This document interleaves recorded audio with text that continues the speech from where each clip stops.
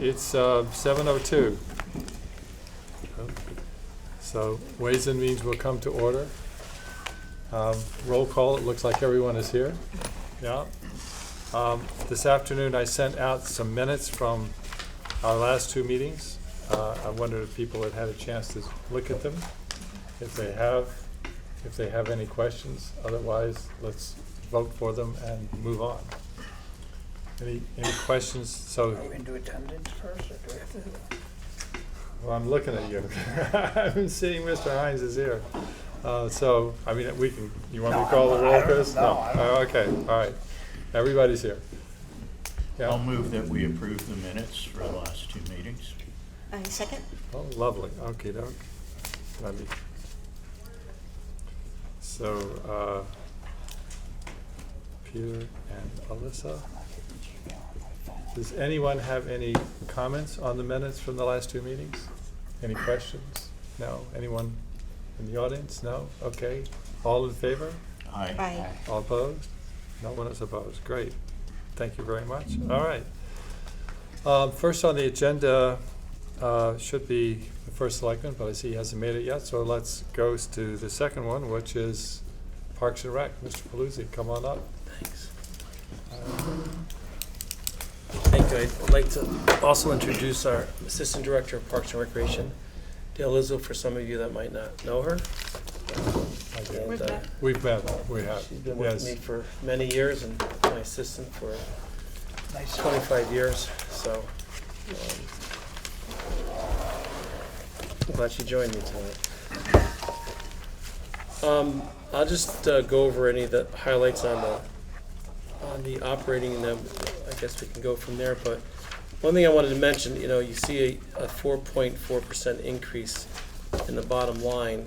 Most of that is in the personnel, 5.9%, but that's over 2 years, over 2 contracts. So realistically, if we did not include the 2 contracts, just the one, like a normal 1 contract, it would be half of that. It would be 2.2%. Is what it is, and our goal was to try to, our goal has been for a lot of years to try to keep it within 2% with all the contractual obligations if we're able to do that. So that's what we strive for. We did have a decrease in longevity of an employee that had left us, that was with us for almost 36 years, our lead maintainer. So in this next budget year, it was a decrease of $650. That will not go up, it can only decrease in the future because now none of the contracts, if I'm talking correctly, right, do not carry that longevity moving forward. So that can only decrease. And then so in personnel, we're in pretty good shape now at this point, and we're kind of fully staffed at this point, which is good. And then in our operational, for a lot of years I've kept, Peter might have known this, and Josh too. For some of the years that we've tried to keep them at zeros as the best we can. We've really grown a lot of our grounds repairs and maintenance account over the years. But one thing that I'm not completely sure of, but I kind of budgeted this year, is we have that new water park down at Foot Park. The good news is that anything down at Foot Park is, knock on wood, we've utilized out of the Foot Trust Fund, so there's no tax dollars against that. So we put an additional $3,000 in there, especially for water. Last year we had only maybe about a third of a season.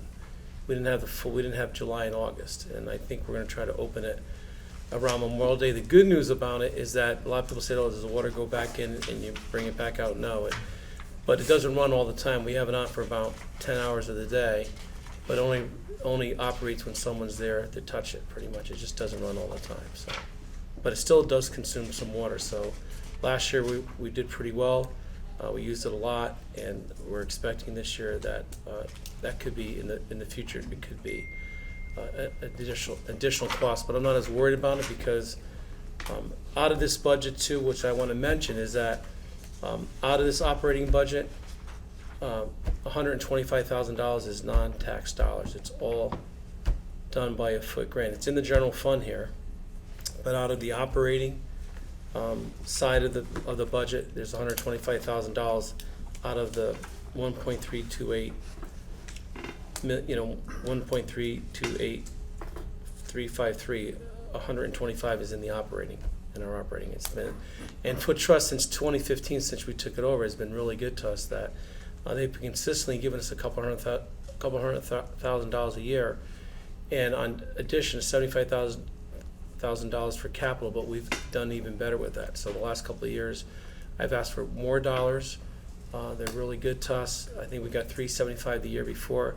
This year I asked for $300,000, an additional $175 in capital. We'll get to that, which came from the fund. We did the day after the Board of Finance meeting. We did get our letter saying that they were going to fund this whole year. It's a little bit different. They do it through the calendar year. We account for it in the budget year. So we already got our first check. Our next check will come July 1st. Okay. So that's where we are. So all in all, I just wanted to make sure that you knew that $125,000 of our operating fee is from the Foot Trust, and it was around, our increase was around 2.2% overall technically. So, Mr. Chairman, through you. The 125, that's just for the remainder of this calendar year, and you'd expect another 125 in January, is that right? well, they do it in two. We got the But first roughly check we get now, right? $250 a year, correct? $200,000 a year. We've been 200. getting more Oh, lately. okay. They've been nice to me, so with capital, because they've seen a lot of the capital improvements that we've made there. Okay, 200. Yeah, so, but it was 200 when we first made the, and then they took care of the teachers. Yeah. But now, the good news that the town should feel good about is that we have a really good relationship. Myself, the first selectman, and the finance director, that, and I've always said that there's also two churches involved, and it's really the church in North Branford first and the church Right, Trinity. in Branford second, but it kind of switched around, so we all played nice in the sand. So they were able to benefit from some of the Foot Trust, but the good news is that we get approximately, the way they read it now, and they have new officers, that we get pretty much 80% of what they're going to give out each year. So that's good for us, and we're number one on the docket for taking care of Foot Park. And Foot Park also includes, if you don't know, off of Pine Arch Road on Riverside Park, that little Right. park. There's two parcels. There's one in front and one in the back, which has been really, really improved. Actually, through some local gardeners, Public Works. Gary Zielinski and Public Works have done some really nice work. There's the schools also, so we've been pretty happy with that. So it's 3 parcels of land. Obviously, the biggest one being down on Melrose Avenue, Foot Park. So I'm in Foot Park almost every day, and that splash pad has been extraordinary. That is a super hit, so whatever. Yeah. And so my question, I guess, would be, is there any thought to do another one, maybe in Veterans Park or somewhere else around? Gene Crowley was here. Yes, there has been, yes. People, when they had looked at it, one site was Branford Point, and the other site was, why not some of the other parks, Veterans Park, Yeah. some of the just- bigger parks, yeah. I'm not suggesting necessarily Yeah. one park over another, but I just want to say that I have observed extraordinary use of Yeah. that. People love it. And we were within budget. We still have dollars left in there. It was over a $300,000 project. I think we were able to garner $350,000 for that, but we utilized most of it in that first time, and we kind of upped it from what East Haven did in Guilford. We kind of went with the same, instead of having a couple pieces of equipment, we had like 5. And the good news so far, knock on wood, is it really has worked really well. Yeah. So it's the parts that it's called Kohler, Kohler, and that's like one of the best in the business. So kind of worked out well. We had in our capital plan down the road, but there was kind of a push for it, So So I was going to mentioning the Guilford splash pad. So I know in Guilford it was all raised money, like money came from contributions. But in Brantford, the town did it. So what's the line between park things that are contribution versus town? well, that mediated? was a Foot Trust that funded that. Oh, okay. So it those came dollars, from, so it yeah. was kind of contribution. Yeah, and Yeah, and Guilford had to put some dollars into it at the end. They started to, but they didn't finish it, and they wanted to do even more, but it was early in, we kind of took their rubric and just brought it here just to try to up the ante a little bit. Just we had a little bit easier for us because we had water available already. They had to bring water in, so that's kind of what. So the town, that was a big cost of the town, which they did more than they expected. But Okay. but yeah. I have a couple questions, if you don't mind, Alex. So now, with the retiring of the 36-year-old maintenance person, who Yeah. shall remain nameless. Yeah. What are we now? What are we now? What are we? What are you? How are you with maintenance? Full-time maintenance people. Like, I know you have the part-time, Yeah. and that's a whole different ball of wax because now you Yeah. have mow grasses. Right. But how many full-time? We're at four full-time, but to put into context, because you asked the question, since 1962, we had 3 full-time maintenance workers. It's now 2024. We did get an extra one back in 1990, and then that was with the first recession, and I can remember Judy Gott was the first selectman at the time, and I remember we had a meeting where they were hoping that people could have lost their jobs at the time, but at that time, due to attrition, no one did. But so at that time, like if there was a position, they just weren't filling it. So we didn't fill that to just a few years back when we worked with the first selectman and Margaret in the last, when we took over the community house here, that we would get another person. But in maintenance, our guys really hustle. Got a really good crew now, really talented. I'm hearing that from people, and we've come a long way. But this building is a really big building. There's a lot that goes on here and stuff. So we kind of rob Peter to pay Paul. You'll see I've had to utilize some overtime. I'll probably be back to you for a transfer, which I don't do too often. But I told Dale that I think going forward we have to keep an eye on that because we have an extra full-time person in the maintenance department. We also have an extra full-time person in our admin, the arts, culture, and special events. So I've tried to keep things as tight as I can. Well, along the way. that's what brings me to the second point, like kind of the questions is, so when it was just the rec department, there was 3 maintenance people, and they kept up, but Right. it was a work. I mean, they were hustling. Yeah. And so now you've added a bigger. The building has become much bigger. Is for. I guess I'm asking. And now we're going to. I know it's under the Board of Ed, but it's going to ask. You are going to get saddled with a lot of whatever happens down at Walsh Intermediate School, right? You're getting saddled with Foot Park now. Yes. So I just want to, I guess I want to I'm asking the question, do you feel like you're at a full appropriate staff level? At this point, I think we've gotten better. We've also taken on, as you know, we've taken on Young's Pond. We've taken on Parker Park. So, yes, and we have some seasonal employees that we've been able to work with. We've actually hired some good part-time workers. Margaret and I worked on getting another kind of part-time person in here to help us with those things. So it's kind of helped. But yeah, in the future, could there be? When things start falling apart, then I would say yes. But we've been able. Our guys do hustle. They're here early in the morning, and we have a routine that we do in the building and stuff. But little did we ever know it's supposed to be this way. Little did we ever know how busy it really. People.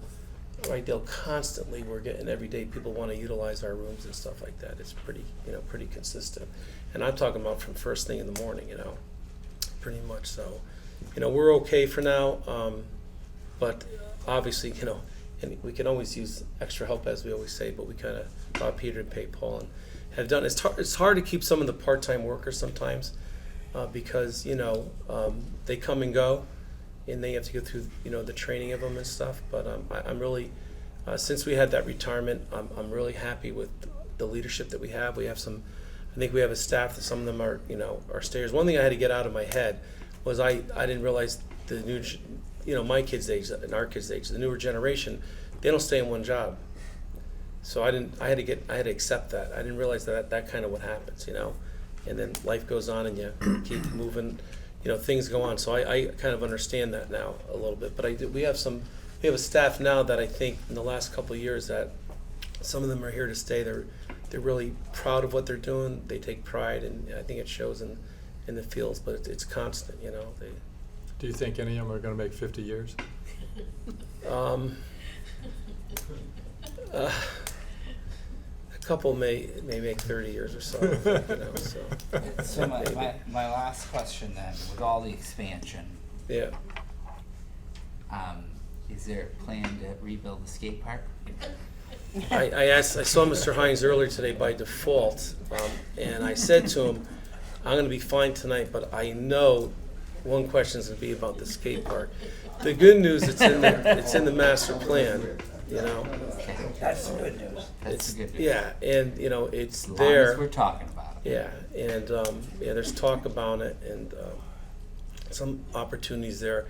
Now that I'll pivot on you on that, in this budget too also, I said there was this year we got $300,000 from the Foot Trust, but 175 again, non-taxpayer dollar, is I started working on the plan that was put forward by BL Industries, and we were trying to think. I know Mr. Finch, I think, is in the background there, and we were talking about like looking forward on what some of the projects we can do as time goes on. We know we can't do everything just at once, but if each year we can do something, and I think Jim talked earlier about the Foot Trust and about debt service, and he can probably expound on that. But more importantly, moving forward, I just kind of lost my train of thought there. So out of the 175, one of the things was the girls softball. If you were at any of the meetings here, the girls softball group was here, and they were pretty boisterous. And we gave them Foot Park basically for the girls softball because Title IX and all that, we didn't want to leave them out. So they really got Foot Park, and we've really improved Foot Park. But in this budget, $175,000 in that is for building them dugouts, which they haven't had before, safety netting, and also clay, a new type of clay that really dries out a little bit better. So that's in this budget that we did get from the Foot Trust. And so, You'll see it in our capital plan. yes, so you mentioned the B&L, the plan, and so has that been released to the public? Because I think we were promised that months ago. Yes, and I know I keep saying every time I see Tracy, I keep saying it's just about there, but actually the first selectman I did, we went back and forth with them, and I know that we have one other meeting, and then it'll be out there, so. Oh, because it would be really helpful for us as we're Yeah. going through the budget and trying to understand kind of the long-term goals and the Yes. capital goals. Yes. To have, kind of like you're mentioning, you're working off a plan that Right. none of us have seen and Right. have an opportunity to Well, review. a lot of it's been out there originally. What you originally saw was out there, but I'm saying it's more defined now. It's a little bit, it's a full Plan's plan. always been on the website. It's been on the though, hasn't it? website, yeah, it's out there, and it actually, that's in some of the, one of the areas I'm talking about that was originally on the website is the one that I took it off of. That's what I took it off of, But that plan was contradictory and it didn't have all the data that support, I mean, it was, I know we've talked about that Yeah. plan, but there's a lot of questions and a lot of holes and a lot of contradictory information in that plan. So it'd be good to have the final written plan that Right. you are clearly working off Yeah. of. But I just thought in this year, the first selectman administration had asked me if I was looking, and I kind of said, geez, this might be a good opportunity, because where we're at might be a good opportunity right now to try to see if we can fit something in there, just moving forward. So that's why we thought that was the easiest way to go and try to see if the trust would. There was no guarantee, but they did come through for us, so that was good news. Chris, you have anything? Yeah, how many part-time employees do you have in the summer? Our part-time employees, I mean, just to give you an idea, we have there's 9 full-time of us, but other than that, there's like another 90 throughout. I'm talking about our instructors, our summer. It goes up about 50 employees during the summer, Okay. 50 more. So right now we have probably around 35 or 40 that are working, and then it definitely increases during the summer. 40 hours a week? Yeah, and no. No. No. And most of those jobs which you don't even see in the budget, we do that through our fees. They come in, money comes in, so we do all that. Okay. One question I had in the capital improvement plan. Yeah. You mentioned 175,000. That's a number that seems to have disappeared from the Veterans Memorial Park Playground replacement. So the request was for 200,000, and it looks like now, according to the Let me see what you got. what we in have front of you. from the think Board we of re- Finance is 25,000. So I just wondered Yeah, I'll, what it was that you had Okay, yeah. had in mind and what went away.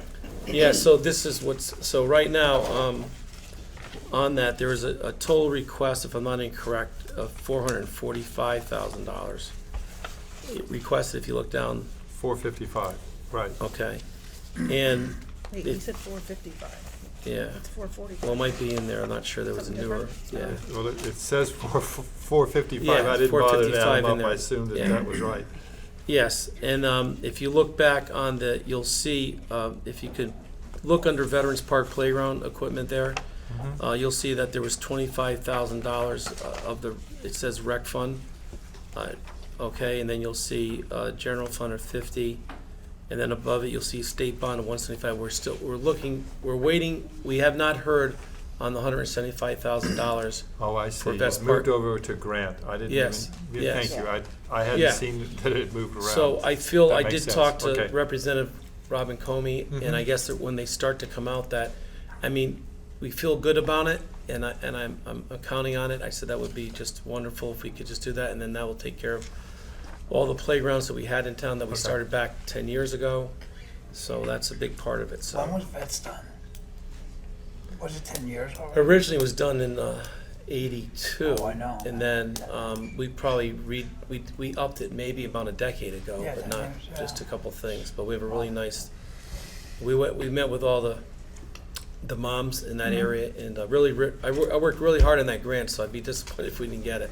I worked harder on this one than we did the other one. The state really requires a lot of information. Right. Took a long time, Good. so, Okay. So just to clarify. yeah. I mean, basically, your capital, your side of capital, from the town would only be $95,000. There you go, yeah. And if you don't get the grant, we'll have to revisit Right. if there's another avenue in which we can address it. Yeah, we'd have to look at that, so. All right. Yeah, so Thank you. basically, like, most of those dollars have come from either bonds or the grants, you know. Right. Thank you. What is the balance in the recreation fund? I thought you said you never would ask that question. You know I always ask that question. Yeah, so, Right now. huh? Yeah, it's high right now, And just how- with how have we fact, gotten so year over we year? have approximately around $400,000. But, again, just remember, we just said a lot of that money is for all the registrations come in now. There's money Right. in, You're money gonna out. be at- Yeah. So year over year, where are you in comparison to last year at this time? I can't completely answer that I can tell you the year before, because I know that they're finishing up on the audit for this last year. I mean, I know you got hit during COVID. Yes, and I did talk about that. During COVID, as much as we weren't spending as much, that was kind of like not completely true news, because one thing that we've done, last year, we really increased the activity on the green. We continue to do that, and during COVID, we kind of did that. We had to give people an opportunity to do some. Last year, we had, including the Jazz Festival, we had an additional 25 events on the green, which came out to 35. So last year was 35 events that we had just through the town from Parks and Recreation. Our goal this year is to have 40. And the reason we're going for 40 is just that's the next thing we want to hit. So not only do we have jazz on Thursday, we have our concert series starts May 1st. Musical Mondays, and we also start on TGIF Fridays coming up down the road in September. So we go from May to middle October with entertainment on the green, and then way back Wednesdays also we do. So we've really increased that over the year. It seems like people like to do that, and a lot of the dollars we've received a lot of those dollars that are inside that special fund, such as Bob Albine, who has made a commitment to us for the next 5 years, 3 more years, of $30,000 to fund the jazz concerts, you know, so, and we just found out yesterday through the Community Foundation, we received another $3,000 grant for our camp. We also received $1,000 for these concerts, so we really hustled to get people to give us dollars to do those type of events and stuff.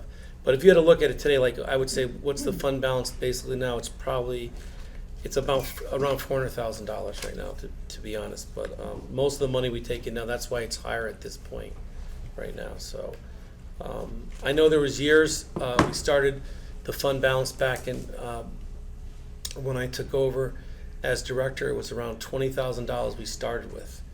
And probably over those 26 years that we've had it, there's been 5 years where we were, you know, in the negative, but other years that we've pushed ahead, but it still it's carried positive all the way through all these years. And we've done a lot of good things with it, put the money back into the program. A lot of those playgrounds, the AEDs that we just did on the fields and stuff, that came out of that fund, which was over $20,000. So, and a lot of those playgrounds, if we didn't have enough money to finish the deal on the project, we kind of utilized those dollars to put those back into the program. So we've been lucky to do that. And town has taken the responsibility. It's helped us a lot with some of the other things, such as vehicles and tractors. Back in the day, we used to buy all those things out of that account. Yeah, You know, I so- know. It's Yeah. good. Yeah, so- No tax dollars. right. Okay, anything else? No? Thank you. Oh, sorry, question. Alex, how does it work with maintenance? Is it all done in-house? Or do you, I mean, sometimes down at Branford Point, I see outside contractors, landscapers. Mm-hmm. How much of it is outside contracts and how does that work? Yeah, so it's around. I'm just saying out loud. It's around $40,000 from the. We put out a contract to bid for every 3 years. We're in our second year of a 3-year contract, and we did really good with pricing. And So we who have does that? a few different. So we have a few different ones? vendors. Oh, I see. Yeah, we have Okay. multiple. But what happened was, again, when the town had come to us to take on some other responsibility, we couldn't take it on. But I kind of said we have a hybrid kind of situation with contractors and what we use. We can do a lot of the work for some of it we can't do. And you know, you probably don't realize this, but if you look through our budget, if you look through the information there, it shows every single piece of property that we take care of is in there. So all the town buildings, all those gardens, all the gardens at the town buildings, all the gardens throughout town, mostly is through we kind of handle that, you know. And those costs have obviously gone up. We do well when we go out to bid. We've done really good with that contract going out to bid. That's one contract that's really worked to our favor and stuff, but, Because I see the tree pruning is in capital, so that would Yeah. have to be So- an arborist. yes, yeah. Someone- We do some of our own small stuff. Okay. Public Works will do the next step, Right. but they have enough of their own, so we've kind of, we've done pretty well with that. Like, we did a lot of work at Riverside Park, I just mentioned over here just recently, and we just did a lot down at the Little League field. We have opening day this week, so we did a lot of work. We kind of go in there. Gary will help us at sometimes, and then we'll have an arborist that comes in there to look at the health of the trees. We have cherry trees down at Foot Park that we look at, that we do insecticides into it, so we do a lot of work with that. But, you know, all the parks have a lot of trees in it, so it's really helped us to keep up with it. And the bad part is we try to catch the disease because trees just fall.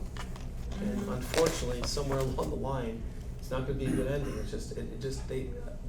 We've had a lot of storms and wind, and those trees are 60, 70 years old, and they go down pretty easy at times. So, but we do a really good job with kind of going to a site, taking a look at it. We can't get all of them, but pretty close to it, you know.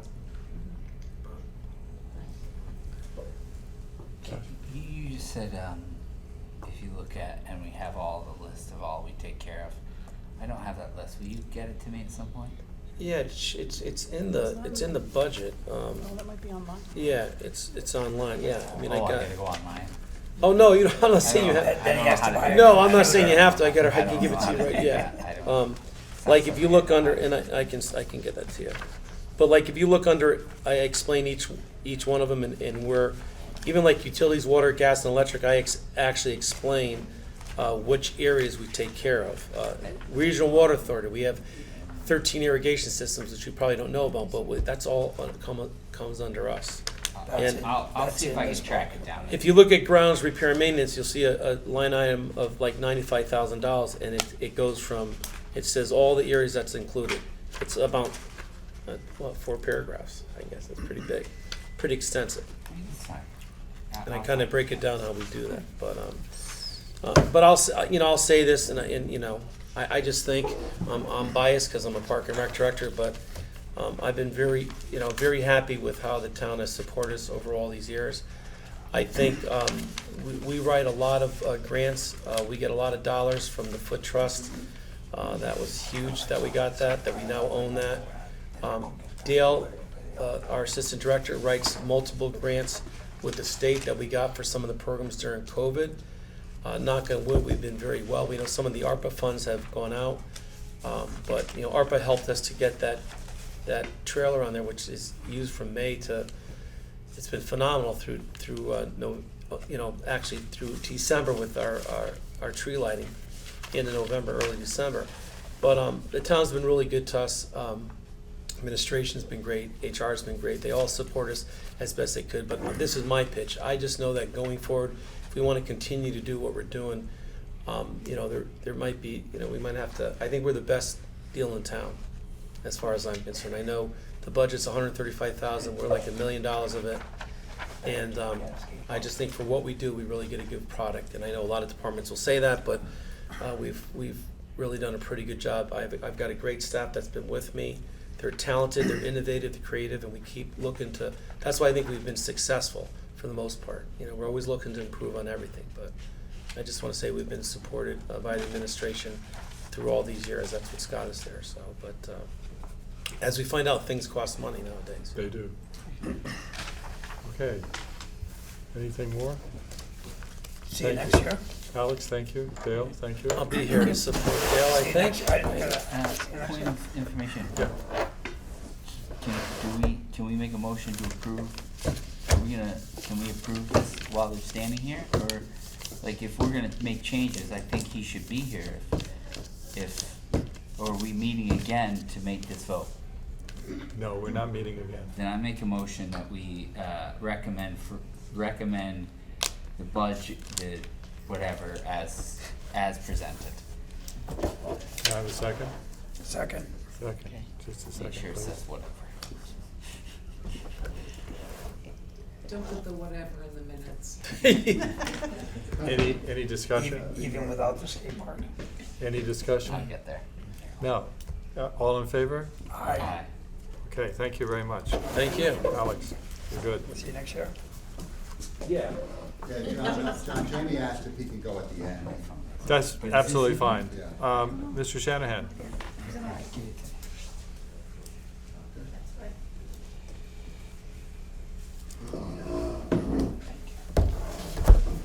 Good evening. Good evening. This is a lot simpler than Parks and Rec, hopefully.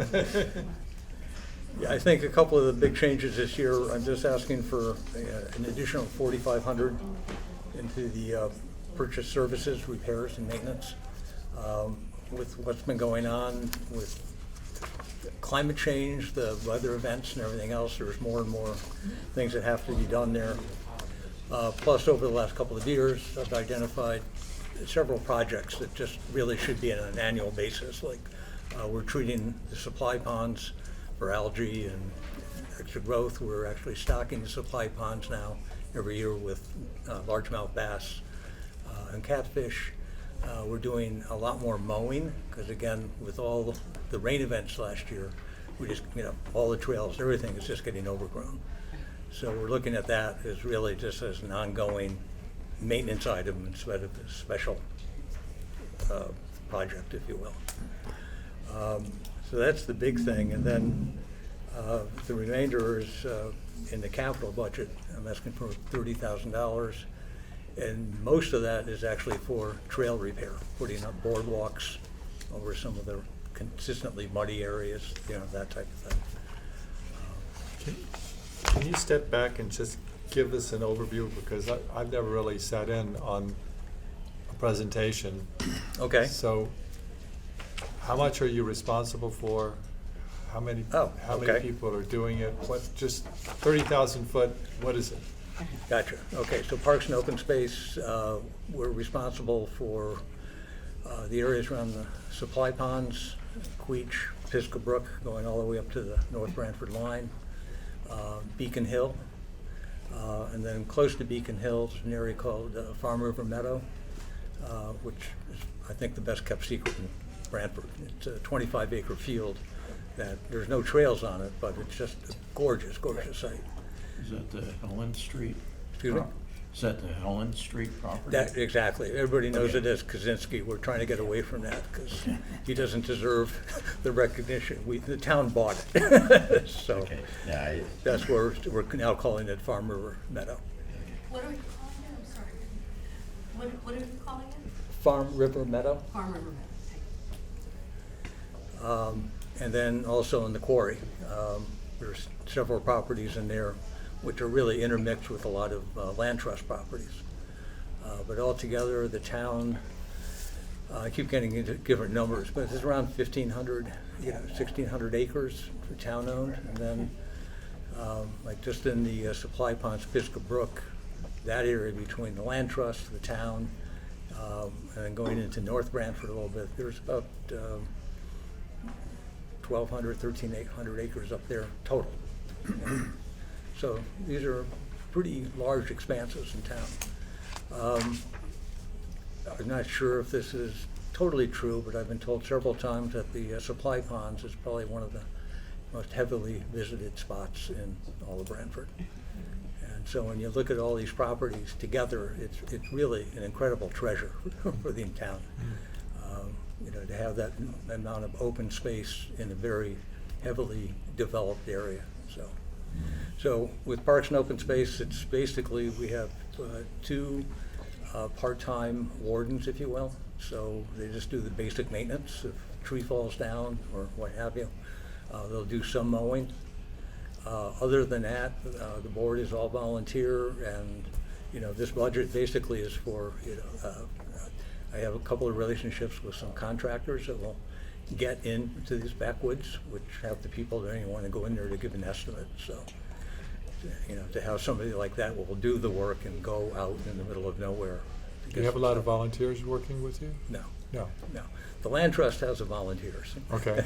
They think of the town, the town's got money, they can do it. So, no, realistically, we don't have volunteers. It's all, Okay. Now, that being said, the land trust works a lot. They do a lot of work on town property. Okay. So, And the 30,000 you said was? that's for the capital budget.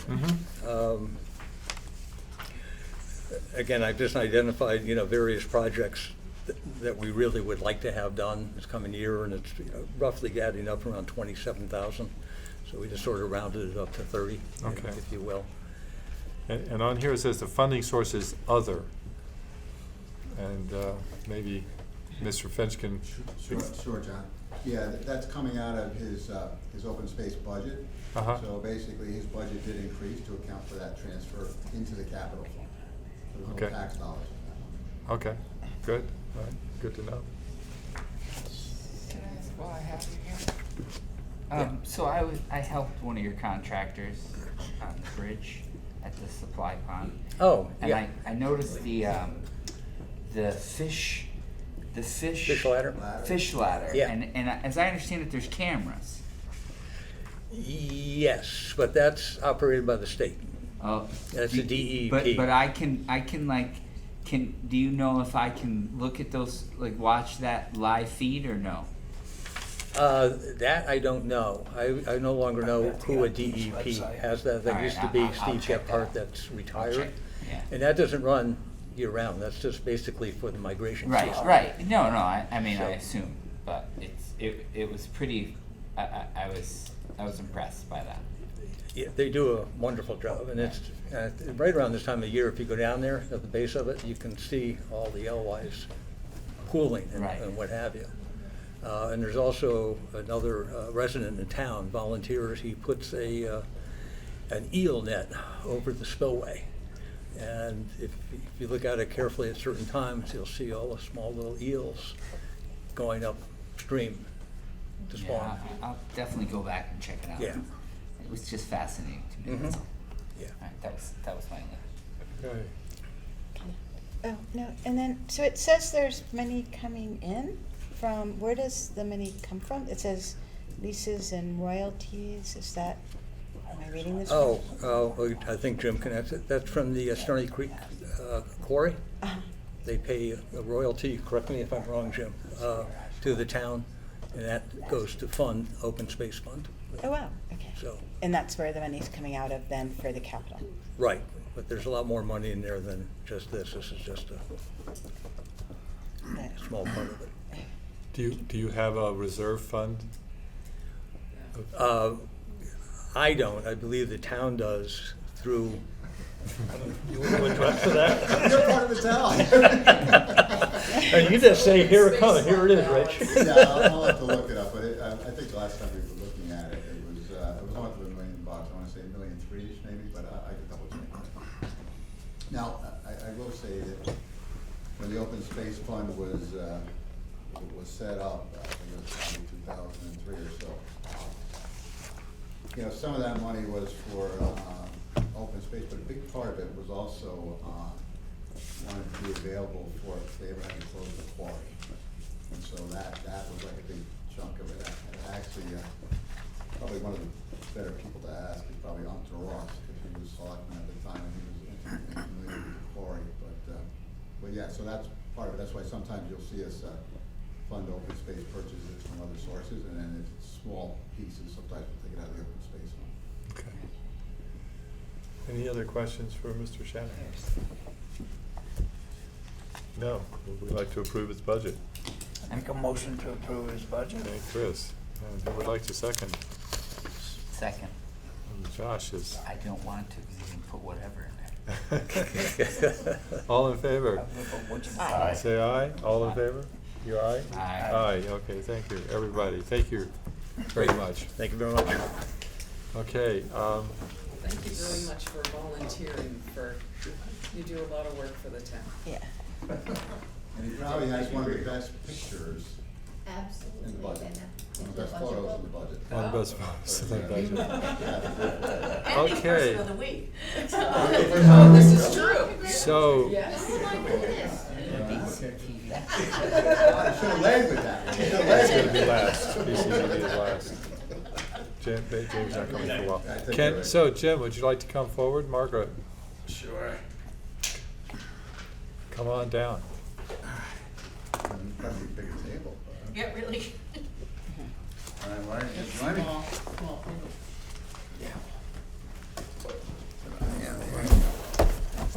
Without, unless there's an objection, I just ask that maybe while we're on it, we present for all three pension contributions, employee group insurance, and municipal insurance.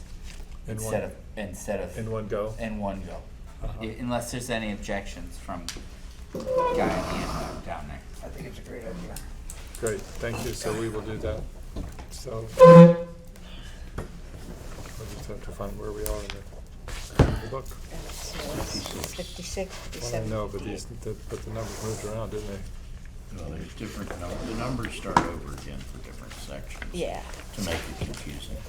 Yes, And then yes. they have the It's one of the things I online. wanted to ask, which I know, but I Yeah. don't know how to do. So, It's part of the test for chairman. Yeah, I know, and I'm failing. and you're gonna get a quiz at the end of this. That's okay.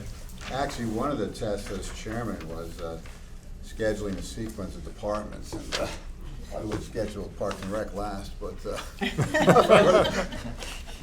Always next year.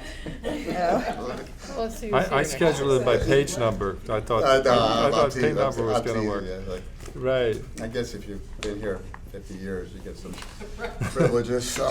Oh, have we been here 50 years tonight? Is that what No, you're no, saying? Alex, you mentioned that for Alex. I did. That's why I I said did. that. All right. So, Okay. And you want to start? You want me to start? You want me to start first? All right. Oh, we're doing pension first. Yeah. We're doing health. Pensions and I'm sorry. contributions. Okay, Page yeah, 52. pension and contributions, I mean, I think elements of this are fairly straightforward. We have the volunteer fire stipend, which is budgeted at $50,000. You know, perhaps that's a little aspirational. I think you know that the chief has mentioned in his plan that the number of volunteers who are, you know, active enough to qualify for the stipend has dropped off considerably.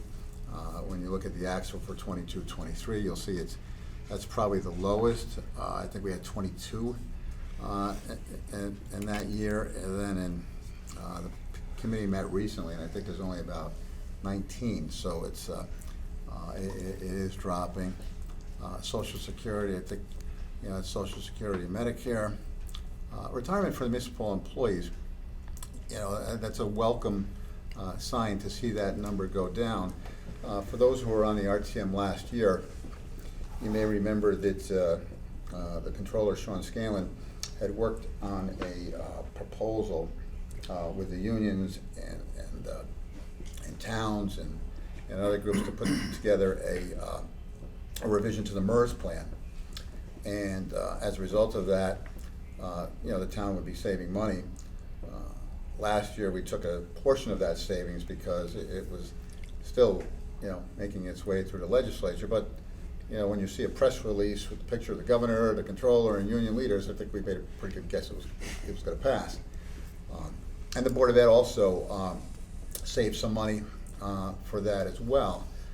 You may ask, why am I mentioning that in the context of the pension and contributions? And that's just to give a little bit of background information. So the Board of Finance basically has requested the Board of Ed to come back for the $437,000 cut in their budget because state statute allows Board of Ed, pursuant to approval by a Board of Finance, to carry funds over. And so when Chris Tramberg was asked at the meeting, you know, how his year was looking, and while he admitted it was premature, he was saying somewhere in the $500,000 range. That seems plausible to us because just on the pension basis alone, it was probably $300,000. So from that regard, not only does it benefit the town, at least for this one year and last year as well, but it benefits the Board of Ed also. The police, the Board of Finance did make an adjustment there, and that was based on the valuation that had basically been coming out. They made a presentation to the Board of Finance after the recommended budget had been forward. They also made a presentation on the volunteer fire, which we ended up reducing. And then the other is unemployment compensation, and that's, you know, what Margaret's office handles that. But I don't know if it's basically if somebody gets laid off or et cetera. But there hasn't been a lot of activity in that account, but you never know. So. I'm sorry to interrupt. Are you saying we self-fund the unemployment, or is it like I have unemployment for my guys and I pay a percentage? That just seems pretty darn low for this many. Well, we're not laying off a lot of people, so we don't have a lot of claims.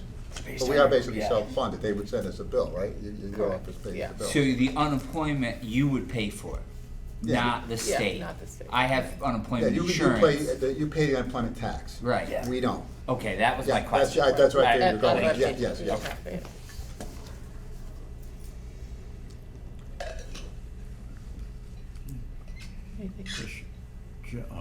Sure.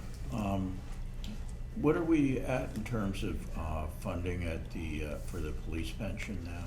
Actually, you know, Wow, we were at 72% as soon as you said that, it reminded me that I wanted to say something about that. So thank you. One of the things you have probably seen in some memos, you know, maybe in some of the footnotes, and if you had a chance to look at the ClearGov page for pensions, one of the goals that we're trying to do is I'd like to see that number get higher, So most likely over the summer, I'll be coming to the Board of Finance with some options, and then ultimately the RTM on that front. I've run some quick amortization numbers myself, but while it gives a general idea, I'm not an actuary, so the actuaries are obviously look at the smoothing that's in the fund and also the layering of the liabilities. So, so yes, that is something that. So just to, I mean, is 72% roughly accurate in terms of the funding level? Yeah, I would say 70. Yes, Okay. roughly. Yes, I'm roughly just- accurate. Yes. Whether it's 74 or 70. Yeah, roughly accurate, yeah. You could check your market today, but not that. So, but you do have some plans in the work to take other funds from undesignated fund balance or from leftover funds as we close out the fiscal year to bulk that up, to bring it up higher beyond the contribution that's budgeted here. Yes. Okay. Where would you like it to be? I would like to get close to 80, but if we were at 78, I probably wouldn't consider it a failure. But so it's something that we've sometimes flirted with that a little bit. And over the years, a couple things. Not so much changing the plan initially. When we changed the plan a couple of years ago, it didn't really have a huge impact on the liability. But then the valuations after that, the mortality tables changed. And so, but I still think that the town made the right decision as related to the police to bring the DB vet plan back. A lot of folks from other towns said we were crazy, and over the last couple of years, a lot of towns have reached out to us, and some have actually thanked us because, they said basically the fact that we did it and made it work, and our approach made sense to them. They could explain it to their towns. The only downside of that is they've leapfrogged us a little bit, So we've sort of took the lead in bringing these back for public safety employees, but we're like when the iPhone 3 came out a year later, it got replaced by the iPhone 4. So they're coming out with the iPhone 4 pension based on our iPhone 3 pension. So, but again, I would say this community really stepped up on that. It was clearly a bipartisan effort. The police commission was behind it. I was behind it. The police chief was behind it, and at that time, Tom Brockett was on the RTM, so he actually, sort of took that project. That's something that he wanted to see happen as well. So it passed unanimously. So when the final vote came, it was actually a unanimous vote. So I thought that was a good thing. So. Just to refresh my memory, our discount rate is about 6.5%. It is, Peter. Yeah. Is it 6? Okay. Yeah. Yep. All And right, if thanks. if I could just add, it's obviously help retain our police staff, especially laterals. It's really important. Can I just ask a stupid question? So, what I have in here, and because I couldn't figure out what Board of Finance wrote in comparative to what I was supposed to look at as a budget human, they have it at $6,939,068. Did they reduce that overall number, the Board of Finance? They basically. When you add all these things up, it comes to $6,939,000. Did they reduce that, or is that still the number we're looking at? I know some of it got reduced from the volunteer side. Okay, so that's fine. Yeah, Because the volunteer stipend, in 2023 the actual was 26,250. The request was 50 to be on the safe side, but I would think that the stipend would be even less than 26. Yeah, it actually came on this year. On the pension side, because the volunteer funding, the volunteer funding plan, because there was fewer volunteers. I should say there's two volunteer plans, okay, for the folks that are new. There's a stipend plan in which people get a payment on an annual basis. So that's designed to try to keep people active and engaged. And then there is like a length of service awards program, loosely called a pension plan, which basically gives them money if they stay for a certain amount of years. And then they take that as a monthly annuity once they're eligible. So I guess my follow-up question is, really, this amount that you're requesting is a set number, the only things that really could change, unemployment compensation, that, a little bit, the retirement annuity might change a little bit, but I doubt it, the volunteer fire annuity, and then the volunteer fire stipend could go down if nobody shows up for calls. But the other number is a constant number, and that's not gonna change, that's what you're gonna spend, and then we're out of here, right? Is that am I Yeah, right to assume that? actually, I thought I had that number of the Board of Finances changes with me, so I apologize for that. But I think I could solve your problem. Is it the motion is to, oh, thank you, Elise, thank you. Is that it? I think Yes, that's what I was looking for. Yeah, just looking. Yeah, so Josh, if you look on your page, the $1,650,000 goes to $1,706,170, and the $75,000 on the retirement volunteer fire goes from $75,000 to $40,000. So that's the changes they made. Yeah, so it's still a net increase of $21,170. Right. Yeah. So, one of the things, and again, this is sort of outside of our purview, but I'd like to ask the question. Yeah. OPEB seems to be overfunded by about 25%. Yeah, as it turned out, it was kind of a surprise to us that it was that much, because we were funding it, based on numbers at the time. And I think, a big piece of that was also the changing of the health plan with the partnership plan helped a lot as well. Put it this way, that if we had known that was gonna happen, we would have stuck the money in the police plan instead of the OPEB plan. But now that it's in the trust, You can't do that. no, I wouldn't recommend it. No, I would not, well, we don't, you wouldn't recommend it to us anyway, because we don't have any control over it. Well, I wouldn't recommend to anybody. How's You wouldn't that? recommend to anybody. You and anybody else. How's that? Anybody, Fair all enough? right. I just had to ask, because the first time when I saw that number, I was going, whoa, Yeah, why is that? yeah. Okay, all right. 'Cause our goal is to get to about 100%, which we're at like 99%, and then the next valuation came high. It was just, Right, okay, well, it's one of those good problems to have, I guess. yeah. Any other questions around these three items? Well, that's only the first item. That's only the first item. That's pensions and That's on contributions, page right? 56. You're Now we right. go to page 57, health insurance premium. Sure. Well, I just asked about OPEB, so that's why. I was sort of thinking. I was already there. Oh, Yeah, yeah, no, yeah. I'm an idiot, I don't, No, no, I no. can't read that far. No, I'm just, I can yeah. only retain for about three minutes. Okay. All right. So, So, health insurance. health insurance, let's do it. Most of these monies are devoted to our eligible full-time employees, Mm-hmm. including our health insurance, medical insurance with the Connecticut State Partnership Plan, which most of our employees are in, Mm-hmm.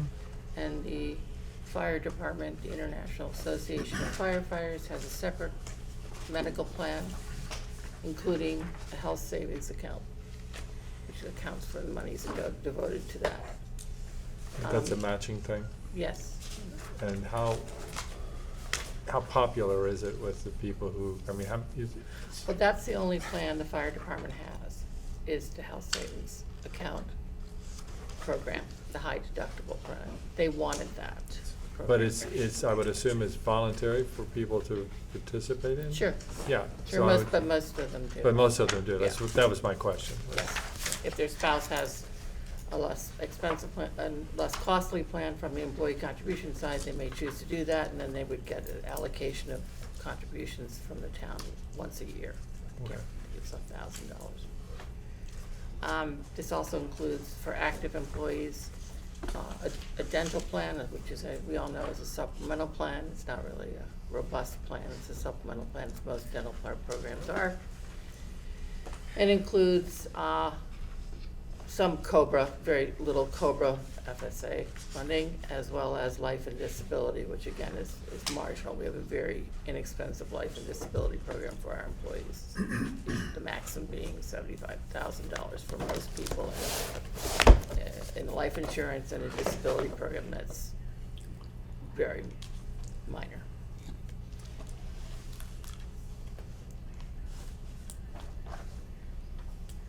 I mean, there's nothing really that, you know, we can do on this.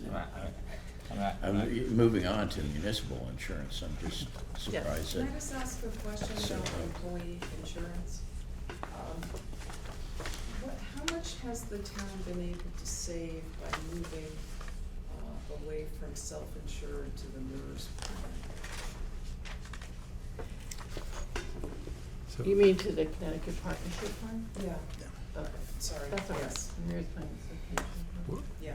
The Connecticut Partnership Plan. Well, it's substantive in cost savings. I'm sorry, can you say that again? It's substantive in cost savings. Substantive cost Correct. savings, moving from self-insurance to the Connecticut Partnership. Correct, quite a bit. Do you have any idea of the number? I think one, you know, just thinking out loud here, because I think it would probably be a decent proxy, is that, as you may recall, last year's budget, the Board of Ed was making the move. So we went first, and then the Board of Ed went second. And then the Board of Ed was able to offset the reductions to their budget based on the savings in medical. So I think if we just kind of pull our notes from that, I think that would be a decent proxy. Is that about 2 million? No. No? No. Yeah, and I'd have to look at my notes and see what the Board of Ed A million? was reduced. Maybe it was 1 million. Trying to remember what he said. 200,000. Yeah. Like Unfortunately, Elise wasn't here last year. You could pull out that last year's sheet. Yeah. It would be in there, but, Yeah. you know, yeah, I'd have to look at last year's budget cut sheet and see, because that's where they offset it. So, I mean, it was significant. I think another way to sort of proof of concept is what I said earlier, is on the OPEB, you know, going to the partnership plan actually helped, and probably to some extent the IAF one as well. Oh, yes, that was- So I mean, there's directional evidence of Yeah. that. Can you explain to me what subsistence savings is? Um, What you mean by that word? I'm sorry, I have no idea what the heck that word means. It made an impact on the reducing the budget for the town. That's it, okay. And it was a benefit at the same time to the employees and the independents. Thank you. Probably one of the biggest wins we've had. I mean, I was kinda getting that, but I just wanted to. And, Good, Peter? I mean, one thing in the discussion that sometimes gets forgotten is when we were pricing our plans, we were using Anthem pricing for the premiums and the budgeting, and then we actually made money based on experience since we were self-insuring, and that's one reason we were able to throw over $1 million into the OPEB fund out of the medical trust account, is that we were Yeah, it was increasing yeah, and sort of running a profit on the it being our own health insurance company. So, you know, when you look at the budget line as to how much you're saving on medical, you know, it's substantial, but on the other hand, you're making a profit being self-insured too. So, you know, most years the experience was less than we were budgeting. So and we wound up with a substantial surplus from that. And Yeah, then we budgeted, we started budgeting at like Did 96% of claims. You can remember, we didn't budget. right, we didn't budget full claims 120. amount. I mean, Yeah. Yeah. you know, on the other hand, as you said, we no longer feel the need for stop loss. We don't have that stop loss, and you know, the stop loss in the partnership plan, no.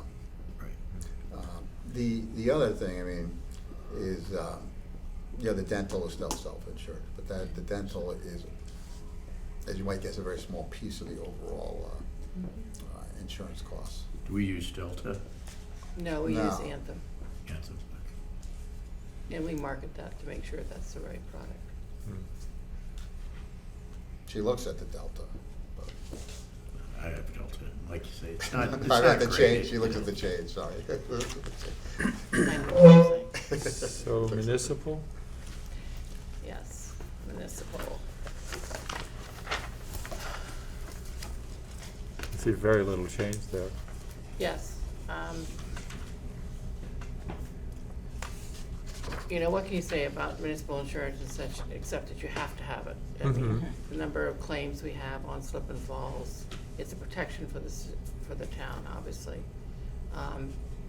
Our claims are well managed, I will say, because we look at every single claim, and we have a very active insurer, Travelers Insurance, which we switched to last year, who is extremely proactive in watching out for the town's best interests. How do you we- mean? What does that mean? What do? They examine every claim to make sure that the claim is one that the town would have to pay, or more importantly, not have to pay, Mhm. which is usually the case. Hmm. So there's a deep dive into claims analysis. Mhm. And are we better than other towns or worse than other towns? Somewhat depends on the year, but we have, largest claim kind is slip and falls. I think the other thing too is we have properties close to the water, you know, so I think that's right, that's a. That's on the liability side. Yeah, We've yeah. had a couple large claims Yeah, having yeah. to do with our docks, but those are under control now. Hmm. And then we have a safety committee in town that involves every single department is involved in a safety committee program that is extremely active in managing what claims have been happening within the departments, as well as the training that needs to be supported both from an OSHA level and from an employee level. The workers' comp, is that also we self-insure our workers' comp policy? Yeah, workers' comp, we have a large self-insured retention there. So basically, the $900,000 that you see that's budgeted goes into the workers' comp fund. And the Board of Ed also contributes to it.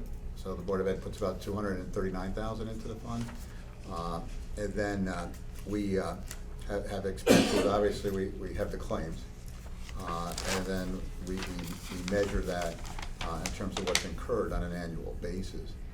Also, we have what's called a TPA, a third-party administrator, the Workers' Comp Trust. And so they are actually, issuing the checks to the claimants and the administrative costs. So that they basically, we actually are sending them a check so they can pay the claims. In terms of settling the cases, they work with Margaret and myself. We have an annual stewardship meeting in which we go over some of the higher claims, both the town and the Board of Ed.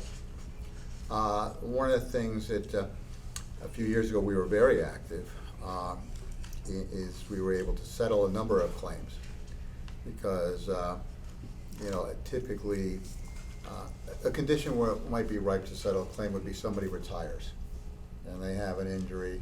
They may even have, if it's a police or fireman, a heart and hypertension claim, which is another line.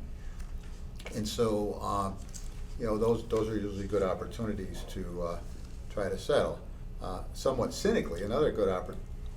Never mind, I'm on the camera. So- But sometimes it's favorable for us to settle if a person is taking a job somewhere else, because Right. they're healthy to work Enough to somewhere work. else. And so now that gives us a little bit of an advantage of negotiating the So claim, so. here's my question, as a person that has workers' comp insurance and a person that's gotten workers' comp. Do the same rules apply that if a person were to get, like if I have workers' comp insurance, right? And when I get hurt, it has a value. If I lose my finger, it's worth 15 weeks. If I lose my foot, as it turns out, it's worth 173 weeks, I believe. It's close to that. Do we follow that same? So really, it's the same, and when we're funding this based on what we believe will be our, we have it's 900,000. We believe will be in that neighborhood for all the claims, and it's kind of a metric, or are we building a fund up? Well, we're doing both actually, and another project that's kind of been on in my head is to eventually, kind of treat it a little bit more like an insurance company. There is a state statute, a reserve loss fund statute that allows these type of funds to be set up in more of an investment way. Now, the state law, I don't have it in front of me, but limits the asset allocation in that. But that might be something to do in the next year or so. The other thing too is, because then we would discount our claims at a higher percentage, so we could get some savings there. The fund is healthy. We do have that measured, and I think when you kind of look out into the next year or two, that's something that we'll be looking at, especially in light of revaluation and some of the potential impacts. Yeah.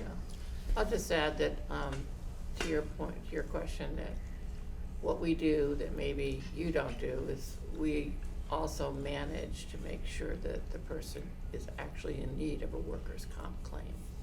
Yeah, I just throw them in the ocean and See if they that's float. that's my workers' comp policy, Yeah. but you might do it a little We differently. do a little different. That's fine. We might watch you for a while. Yeah, and I think it's a difference, and from a practical perspective, it kind of makes sense. Because we're self-insured, we have to have a loss committee, and so that would be an example. Right. And you are paying just a premium for workers' comp, right?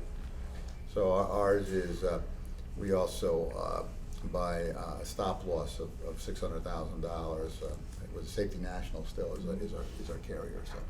Well, I was kind of asking the question because it's like I'm just it's not an infinite number that when somebody gets hurt at work that they get. It's not the same as liability, for example. If I go fall on the sidewalk, I could get $1 million, but if I work for you and fall on the sidewalk, I'm going to get, as it turns out, $4,000. So you're on break when you fell on the sidewalk. Yeah, no, well, makes sense. but so if we fund it, let's say we're funding, and I'm just looking at this number as 900,000. It was that 2 years ago and last year and so on and so forth, and we have a fund. Yeah. That my question is really, we could grow that fund to the point where,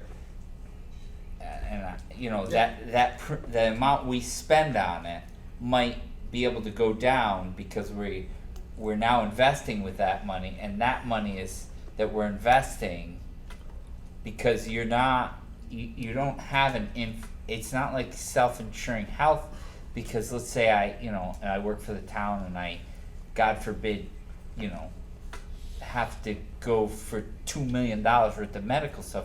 You have to pay $200 million. No, because to Margaret's point earlier, we're in a state partnership plan. So so that's a difference. We are basically giving the partnership plan premium dollars, and they take the risk. Okay. In the workers' comp situation, we are basically retaining the risk. Right. Up to $600,000 per accident. You have a stop loss on that. Right, and that's for $600,000. So it's like a secondary insurance. Correct. Exactly, yeah, okay. Yep. So up to 6 we pay, beyond that somebody else So pays. to your point, though, I mean, in theory, It's not unlimited, is my point. in theory, we could, let's say we're funding at 900,000 for the next 20 years, and you have a fund that grows to a certain point, Yep. and you invest it. Yep. Maybe we don't have to fund it as much Right. down the road. And I think you That were was talking mine. about that as a thing that you're looking at I now. was subtly telegraphing that. Exactly. Right. No, You're and I was you're just right. pointing it out. Yes. Like I'm walking myself through it. while we talk. Right, Yeah. right, okay. Well, that's where Jim was talking about going, Yeah. maybe So- in the next year or so. So wait, what's the H&H fund? then? Heart H&H. health, Heart and hypertension. Ah, heart and. Yeah, so Yeah. basically, yeah, police and firefighters, Right. hired after the date escapes me, but it's, 1996. there you go. I knew it was, If they're hired before Prior. 1996. prior to, Yeah, before, yeah.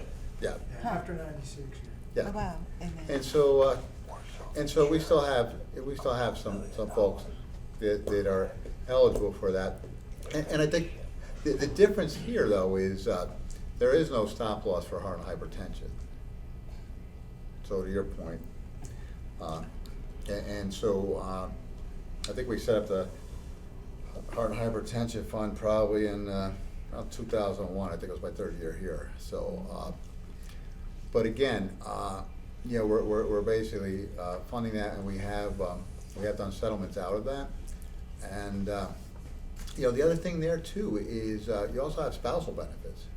So that's the piece that a lot of folks, you know, you have the officers and firefighters and their spouses are entitled to benefits.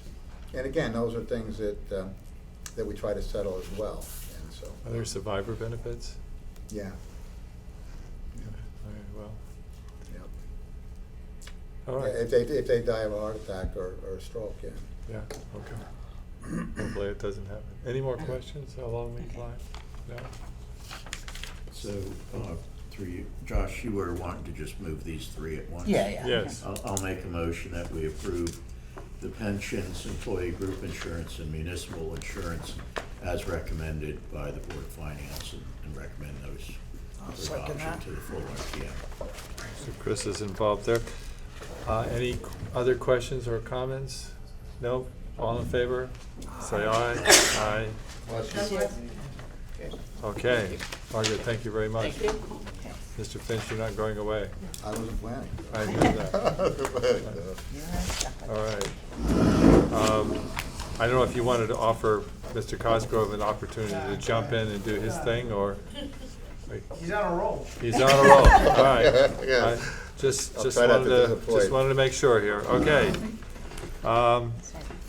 So, we have to fund the Board of Finance.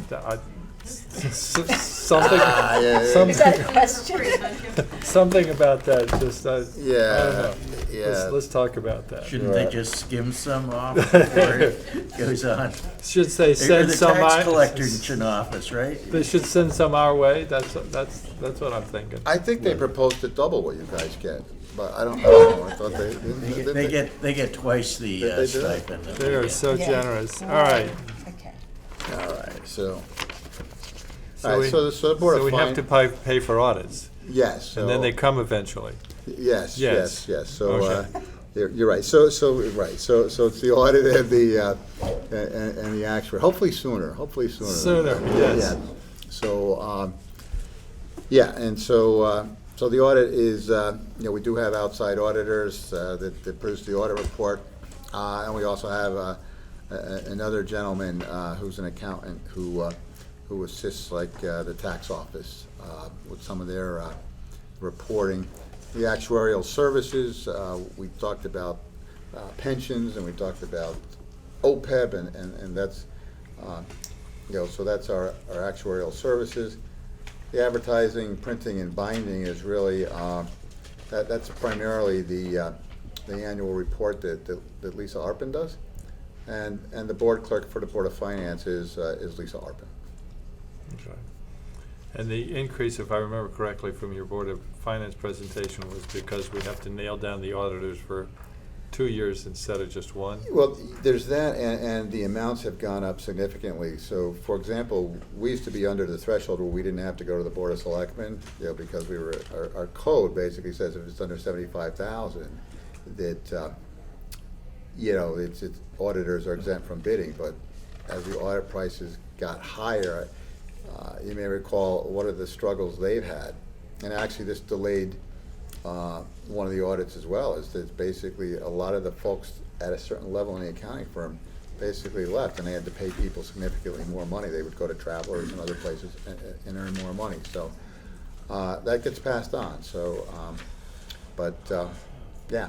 So, So is this 1 year of, because I know they were behind and they were doing Yeah. 2 in a row. So is Yeah, this so covering basically, the Board of Finance, I'm sorry, the Board of Selectmen, back in the fall, approved the waiving of the bidding. Right. That would have been required because we were now over 75,000.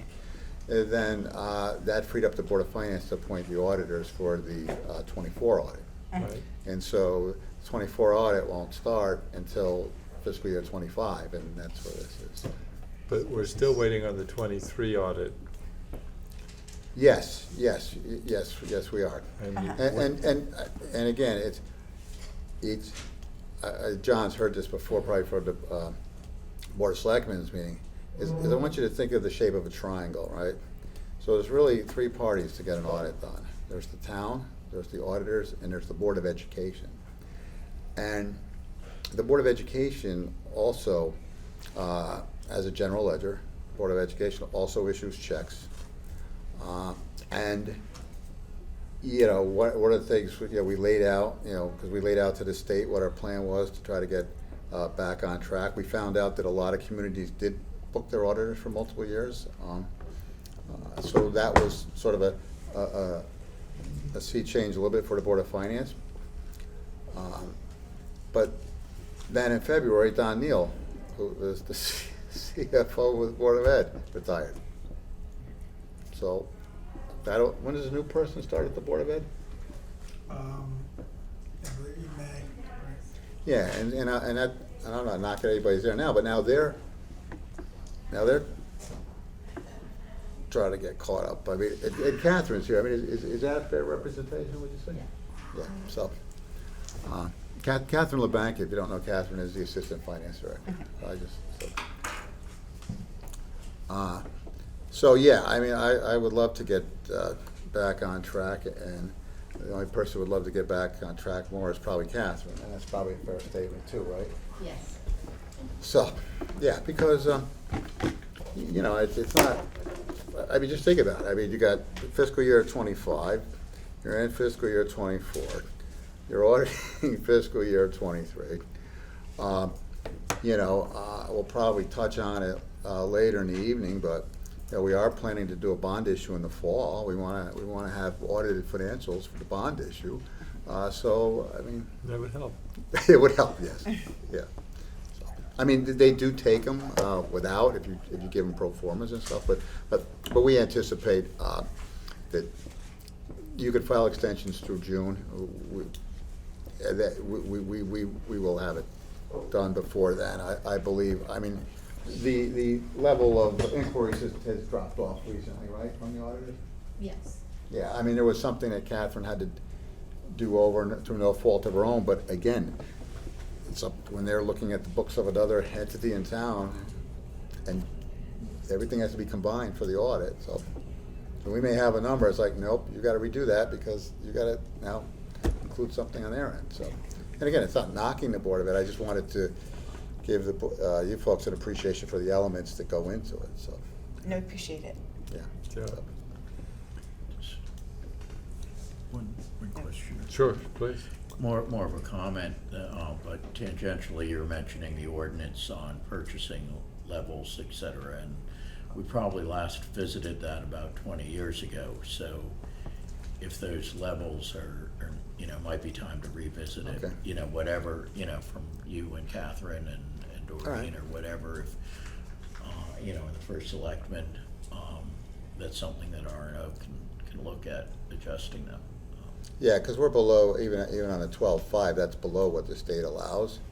I think it's. I mean, I Yeah, don't no, want to get into that no, but- discussion now. I'm no, just but saying I that think- ordinances can be changed and updated. So, I agree. No, you know, the charter's harder, as you know. I Yes. think, you know, it's Yeah. 50,000 is the bonding limit that has to go out, and, you know, $50 for a transfer or something like that, which for all dated from 1960, but ordinances can be changed fairly Yeah. easily.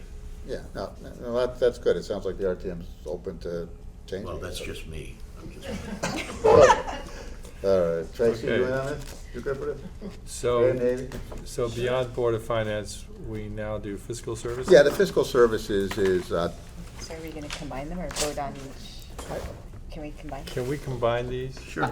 I would just, on these, because I just wanna let her get the hell out of here. Well, she's done. Well, we can just vote on this now. She's I would here just- for Are you talking the about? band director. Yeah, Margaret. Talking to Mary. No, I just wanted to combine it, They're make all it fast friendly, for right? Margaret because she's done, but Jim's through for all of them, so let's just vote on this now. well, aren't you gonna ask me if I could use help in my office? Well, I was going to ask, I always Yes, struggle. yes. We know I you could always use struggle help. with my audit, And so. we're not giving it to you. Okay. Well, no, At least actually- it's on the record. That's why I say we'll wait on fiscal services and let's Alright. just, on the board of finance. I know. So, Board of Finance, on this one, I make a motion that we approve budget as presented. sure, but Margaret's not involved with that. No, that's why I wanted to combine the three We to did make that it already. quick and fast. Margaret's done. Her three Margaret's are done. voted on. Somebody This- asked. She went to admin services, That's right? why I said I didn't She want went to to. admin services too. I yeah. wanted to combine those three for her, but these let's just take them individually, because like it may get a little bit more complicated as we goes on. It can't get more complicated, So, trust me. so You follow what he said? that one was the Board of Finance budget. I make a motion that we approve the Board of Finance budget as presented. Second. Okay, all right, moving on. Aye. Jess. You gotta vote. I know we do, I know we do. I got that. I just, give me a second here, please. You're gonna get writer's cramp, John, with all these motions. All I'm doing is writing in names and numbers here, so all in favor? Aye. All right, there we go. Board of Finance gets its money. Next one up, fiscal services. Okay, so basically fiscal services is my budget. And, yeah, Zero that out. yeah, essentially, you know, we have basically myself and four others. I'm not in a bargaining unit. Catherine is, the assistant finance director, and the other three folks are in the town hall union, and so I don't believe that this, the amended budget, since this came out, the budget was amended, so that increase wouldn't be as much as 4.5, because the 23-24 would be a higher number.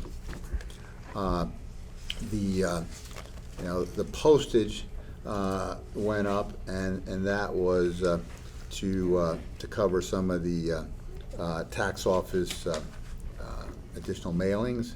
The leased equipment is the mail machine. I did at least introduce the thought of basically looking at some pension software that would basically also pay the folks as well. I mean, right now we use Wilmington Trust, which was a part of the People's Bank M&T merger.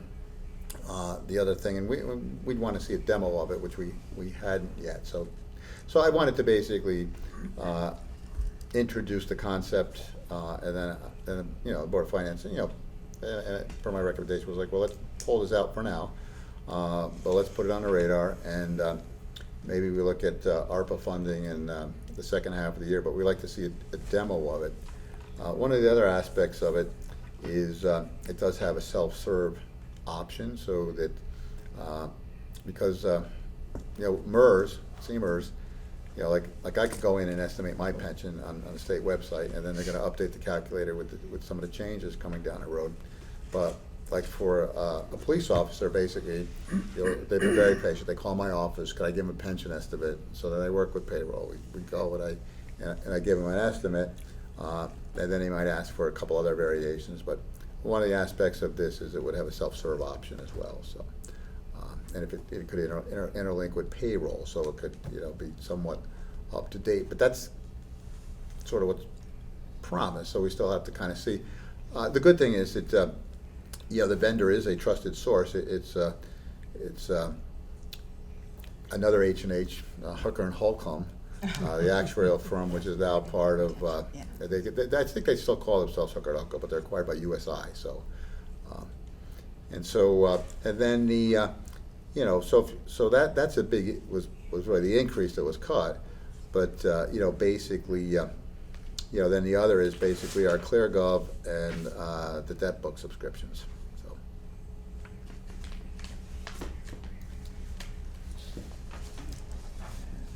Okay. I would just like to comment that I would be 100% support if you started charging us for overtime for this. Not you. You're stuck here, but that's all. It's because your overtime in 2023 was $98, and I feel like that's a little light. Well, actually. I'm not gonna give you more people, but I'll give you more money. Oh, sure, you gotta give the rec department more people, okay, I got you. Finance needs theater camp, that'll get it out of I'm here. just offering more on the overtime. Right there, right, Alex? Yeah, don't you have it now? Have what, theater camp? I just have drama, I don't have theater camp. Okay, anybody want to talk about? Wait, I'll make a can I motion. just, sorry, can I just ask a question? Sure. So, so maybe this is just trying to understand budgets, but. No, yeah, so I some think of- I know where you're going, I think you're probably right, go ahead. Some of the new software came under capital, like SAS and all that, and but then this is, your pension software is under operating. That's So how- when that's how I when asked is for it. it used for capital and when is it operating? If it's That- software. That's a good question. I mean, I think that those ones that you see in that capital are all over 100,000, aren't they? Yes, Yeah, is I that mean, it? It's kind of and the other thing is this would be an annual subscription too. So is it where- subscription versus buying the software? Is that Well, it? basically, this, Actually, the capital improvement plan has lots of requested amounts at 50,000.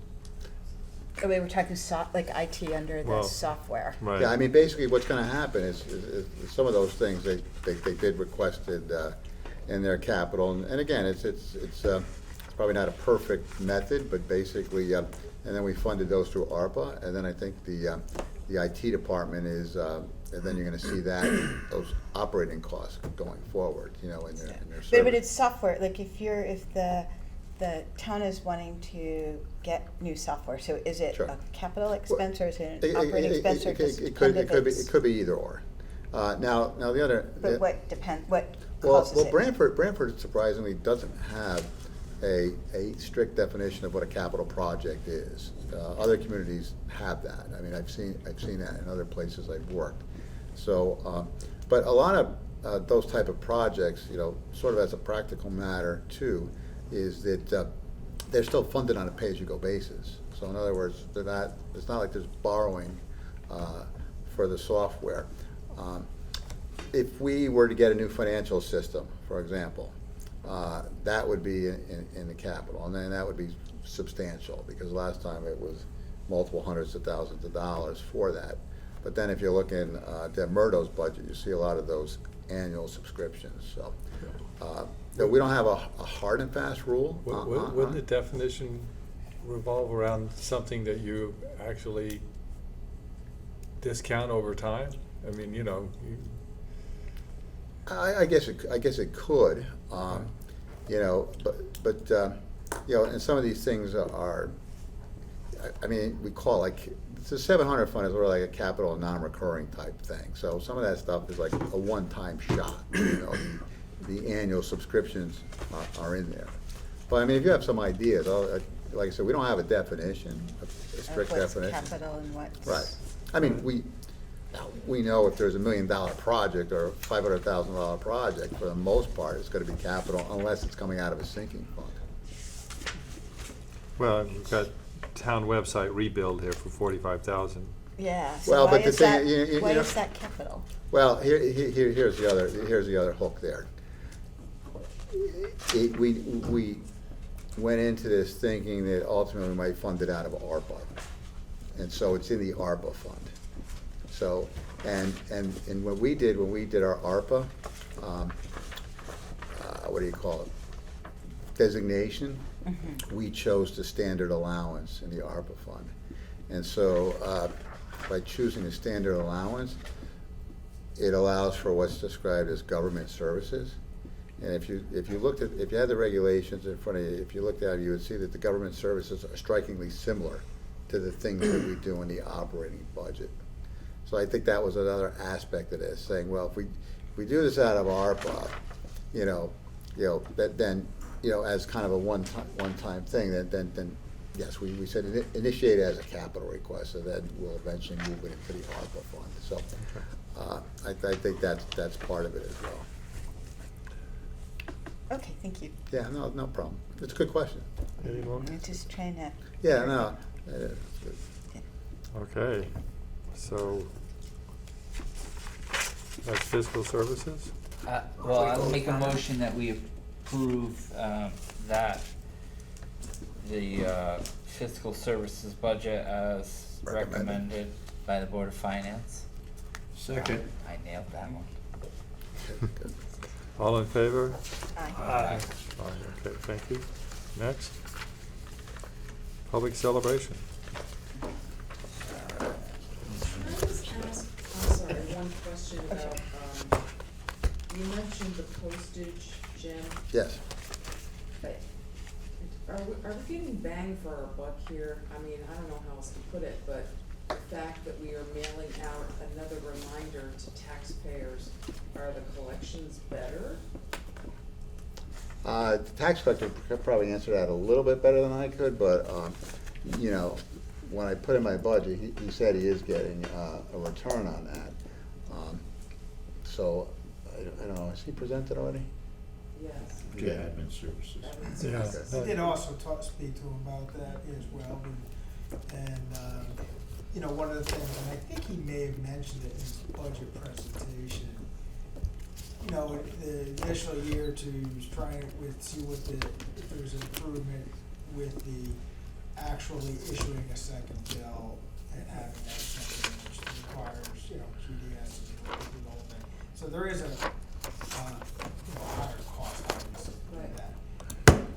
I think he just said, probably in this next year, he may entertain the fact of going like, maybe just trying to do a postcard or something that's less expensive, but it's still, postage would still need to increase postage. Send out demand notices every month now. Yeah, and that's the Where it other was thing. not consistently Right. sent every month. Oh, I That's see. drawing a lot of that Oh, postage increase. Okay. Because the tax bill that you're, that was in Yeah. his, Yeah. that's in the Yeah. tax collector's budget. This is delinquent. yes. Yeah. This is all the other mailings every And month. they Yeah. can't Oh, I see. lean on the state send a demand, so there's certain steps that they also have to follow. So, Okay. just sorry, John, but to clarify, I mean, there's an $8,000 postage increase in the tax collector's budget, and that's his bulk mailings? No, that's his bills. So, the postage went up. Yeah, So, I mean, right, I know exactly. that. That's what QDS, that's all for just the tax bills. All of the other mailings throughout the year is paid out of our postage. Okay, so so QDS when they run it prints through and the mails the postage bills. meter, everybody puts in a code, but that winds up going to your department? Wouldn't, we pay for it, yes, We but pay they for it. pay their Okay. bills. We paid for it. Okay, but when he sends the Just the tax bill, those two notices, bills that, I mean, he's increased it by 8,000 this year, and Yeah. then as far as the payback, which, if people don't pay their bill, we charge 18% interest Right. on it, so getting our money sooner actually doesn't help us financially. Well, I mean, again, you're right. I mean, and, You won't get 18% many no, places. no. It's No, and- 18%, I'll tell you that. What's that? I said it's 18%, I'll tell you that. Simple interest though. For simple people. Okay. Okay, so, Hey, All right, so where are we here? We just did- public celebration. We're doing public celebration, yes. Yeah, and so public celebration, I don't know, did you want to mention something about this now? Yeah, Because, if you just- all right, I'll just hit the You hit highlight. yours and then I'll- Yeah, so the first first area under the salaries is really, the big one there. The seasonal part-time helps for the town band director, and I think that's what JB wants to say something about.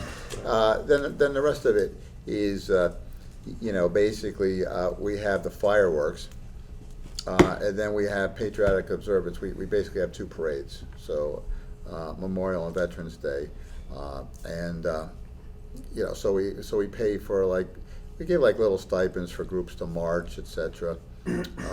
We also make a small donation to the Brantford Chorale. Did I say that right? The people that sing. Yeah, Yeah, corral, that's right. yeah. Chorale, yeah. All right, so I was okay with the chorale. Good. Okay. I was on the Brantford Then, yeah, and so fife and drums will be another group, Stony Creek. So that's. If you sort of look at the clerk, you'll see the Stony Creek fife and drum and the thing in the parade.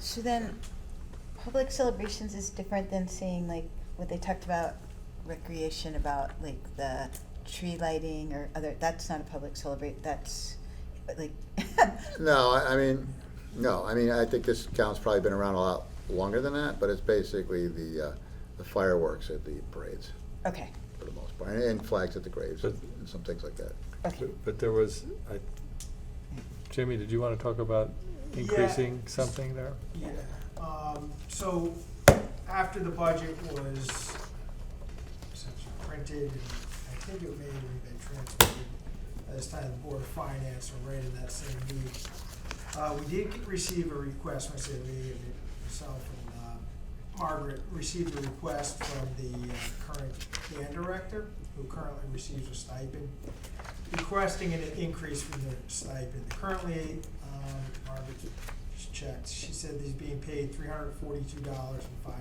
per month. He's looking to an increase to go to $500 a month. Lays out the justification based on the time commitment. They do. He is responsible for organizing the band. He recruited when I think they only had a few members. They're coming out of COVID. They only had a few members when he first took over in 2021 that were still part of the band. He's built it back up to 30 members. They do play the parades, the Veterans Day, Memorial Day parade, the tree lighting. They do, the parade participates in that. Plus they put on a holiday concert every year. And if there's other events, we ask them to perform, they will. They do perform or rehearse once a week for 10 months. They take 2 months off, but they, for 2 hours a night, Monday night, they're currently utilizing Canoe Brook, may go back to the middle school. But he's also responsible for when there is a parade or something, an event, kind of moving whatever they need for music, equipment, stands to that location. So Margaret and I, after reviewing, we feel that it's and he broke it out as an hourly rate and kind of compared to what he gets, for other private teaching. It's still less than that, but it would probably average out to about $50 an hour, where he's currently about 44. So I just wanted to bring that to the committee's attention if they want to entertain that, and I would be supportive of it. So that we'd have to adjust the seasonal and part-time help by $4,100,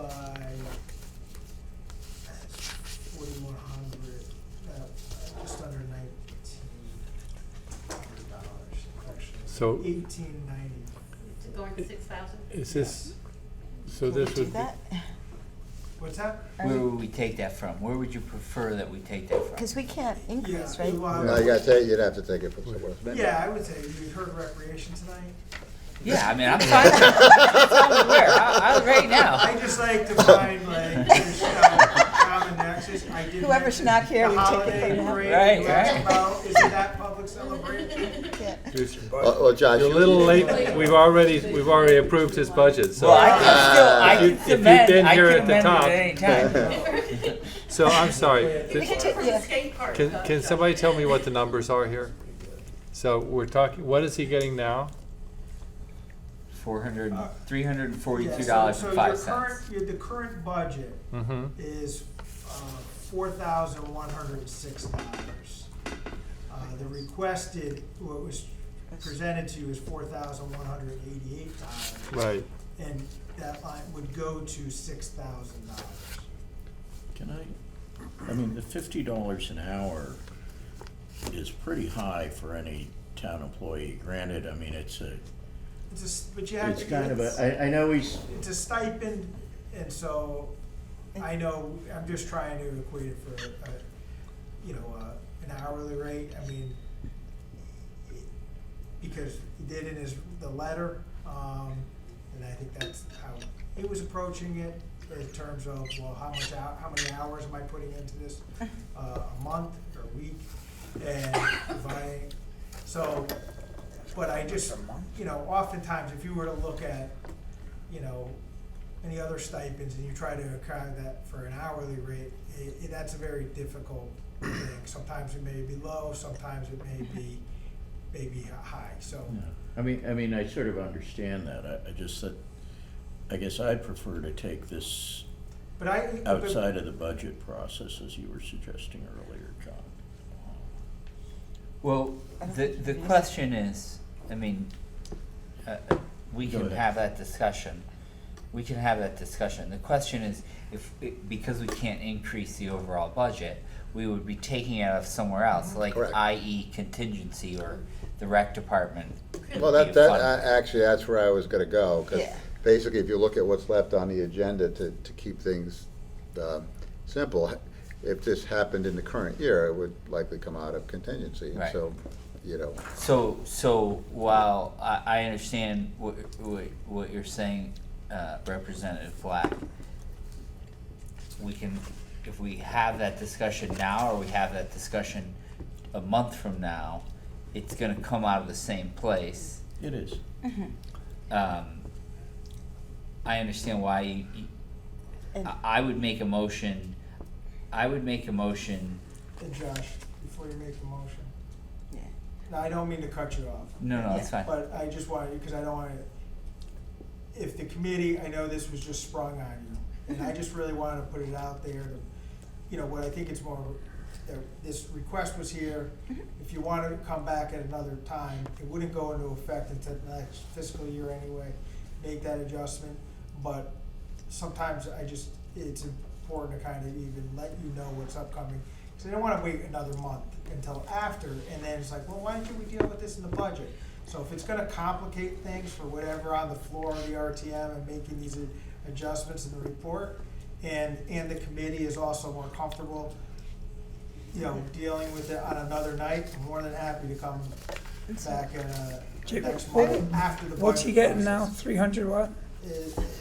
We're at $342. 343, and he wants to go to 500. 342, yeah. I mean- He wants to go to 500, so we got a $gazillion budget, $1,800 and we're like talking I about. said- $1,800 and Yeah, it's we're talking about $1,812. Yeah, because We're I would talking about argue, if you had just $160 put a it, month. if it had been, the request came earlier and it just kind of gone from 4,000 to 6,000 and as you said, the 150 million, like, we would have never we would never have questioned it. We Right. would have, It's and so to argue, and if you guys $1,812. think it's reasonable, I would almost, yes. This is what I was gonna say. I would make the motion to approve this budget as presented. And then I'll make a motion later about contingency.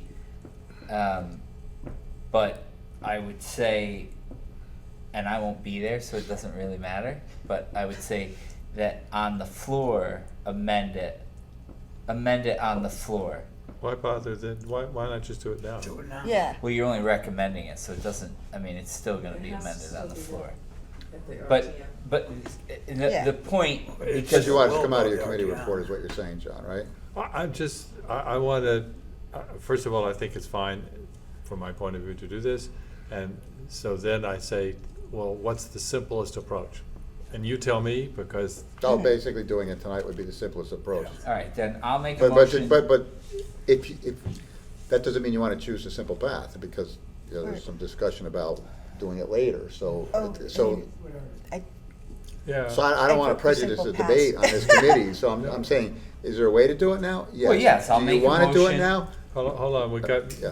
Mary Ann? I think if you make the motion now and include it in your recommendations, you're gonna report on it as part of the committee report, and then it should just get voted for along with the rest of the committee report. That seems the most straightforward, rather than having to add it on the floor. Alright, well, then we'll have to make a note of this. Transfer. Right, when you're we gonna get have to to that, I contingency. think, Yeah. yeah.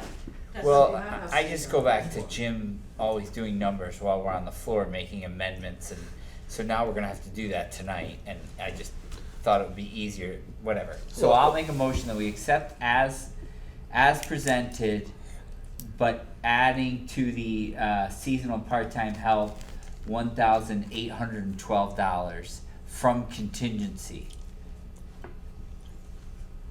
So when we vote on contingency, if we do that, we have to amend it by $1,812. Seasonal part-time would be a total, just to be clear, would be a total of $6,000.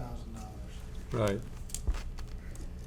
The other thing I'll say, just in general, is that, you know, because we have some new folks, is, Tracy, maybe we could coordinate, just have all the committee reports come to me, and then I can put them all together. And then I could distribute it that night, or it's the day before. So in other words, like all the committee changes, so that when you come to the meeting, you'll see I the. don't think there have been any committee changes so Just, far. so far there haven't. Oh, okay. This would be the first Oh, one. all right, well, in that case, we can track that. But sometimes in the past, there's been more, so I would do, this committee made these changes, this committee recommended these, right? Right, yeah. I just remember. 1812, yeah, that's all right. Yeah. Yeah. You know, back in the day, just to make it could have been easier, it wasn't our department, you know. Oh, wait, That's the no, wrong you're right, line. you're Somewhere right. along the Okay. line, they Wrong couldn't do line. public celebration. Josh, Wrong page. Alex, if you keep talking, we'll take you out of recreation. all right, so what I'm hearing is that that Josh is proposing that we increase the seasonal and part-time help line from 4188 to 6,000, which is an increase of $1,812. Correct, Is that right? correct. Is there a second to that? I second it. Okay, so Josh plus $1,812, and Alyssa seconds. All in favor? Aye. Aye, okay. And Opposed. opposed? Yes. One opposed. I knew it. 4-1, okay. And that would be Mr. Black. All right. Representative Ebenezer Black. That guy, okay. So, so we have made that was an amendment, right? And now we need to approve this as As amended, so moved. Well, you just did that, right? Okay, do I have a second?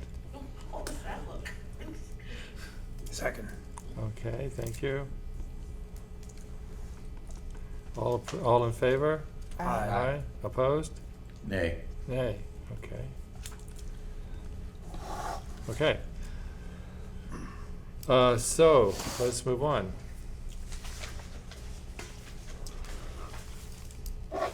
Actually, John, can I just say one thing quick? Surely. Because this has prompted something I wanted to say earlier. And when Tracy, you mentioned that the other committees didn't make any changes, just so folks know, is what I interpret that to mean is that the line in the fire department budget for the 16 EMTs came out of Contingency. contingency. It came out of administrative services, right? Public, Public services, services. right, it's a contingency line in Yeah, they didn't public, adjust in the fire department budget. So in the new year, we will then have to unbundle that. So in other words, when the budget gets adopted, if that number stays there, then we will unbundle that. In order to do that, then what'll have to happen, because those positions don't exist as of today. So, and they have to be in a bargaining unit, so there's a couple steps before that gets unbundled. But, you know, because we just covered a lot of the line items, covered pensions, benefits, social security, and a lot of things that'll be impacted. Those line items will change because of the Oh, they have to all go $1,898,000. back in there. So I'm just putting out there that, you know, nobody says, well, why didn't we do this? So just, there'll be other aspects of this. There'll be Okey-dokey. some big budget amendments within the budget after it's adopted. That's all. That's just want to get that out there. Principal debt service, let us move on, we're approaching 2 hours now. All right, I'll bring you home. All right, let's Thank see. you. All right. All right, well, let's see, that is on page 53. Okay, well, basically, I think for many folks, we talked about the town's debt, or at least maybe somewhat privately, but what this basically budget does, both the principal and the interest, is it assumes that we're going to do a bond issue in May. I'm sorry, that we may do a bond issue in October, and the amount that we're looking at is about 28 million. Doesn't mean we're committed to do 28 million. I mean, we may potentially do less, and then what will typically happen is, you know, we'll distribute that based on the certain projects. So, for example, right now, if we did a bond issue in October, there would only be an interest payment. So the interest payment would be in this fiscal year. And that's why on page 54 on interest, you'll see the 590,000 for interest. That 590,000, then that'll have to get distributed between, you know, the different sources, you know, general purpose, schools, et cetera. We have 85,000 in issuance costs. If that's not enough, we could charge the project some issuance costs.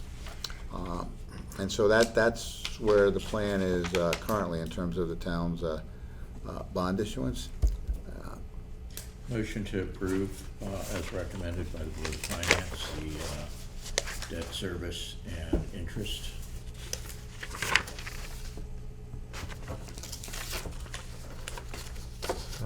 I'll second, just one question, Jim. Sure, Josh. Our payments have reduced. Yeah, And I'll just ask this question. yeah, We still have debt. yeah. Is it because our debt is less and you're trying to hold at a certain percentage? Or, like, Yeah, you know. okay, so there is a draft debt policy that's the Board of Finance hasn't approved yet. That would eventually go to the RTM. In there, what we're trying to do is basically keep our debt at 8.5% or less of the budget. So that is kind of our target. I'm sorry, when you say 8.5% or less, you mean the expense as a part of the overall budget each year? Yes. It's not the principal that you're trying to keep. Correct, it's the total debt service, The principal and total interest. debt service, right, okay, I just wanted to Yep, make. yep, I- no. that's what I thought, but Nope, yeah, I'm glad you asked. No, it's the total debt service, So so then, Right. principal and interest. So you've reduced that so it would be at 8.5%. No, I mean, basically, there's two things. There's one, there's the overall kind of guidance and target, right? And many towns, I think I mentioned to the Board of Finance, are higher than that. Many towns are like 10 as their limit. You know, we're trying to do this at 8.5%, and in the last 26 years, there's probably only been 3 years, probably 98, 99, and 2000-ish, that they were more than, you know, that they were close to 10%. But our goal is to try to keep it at under 8.5.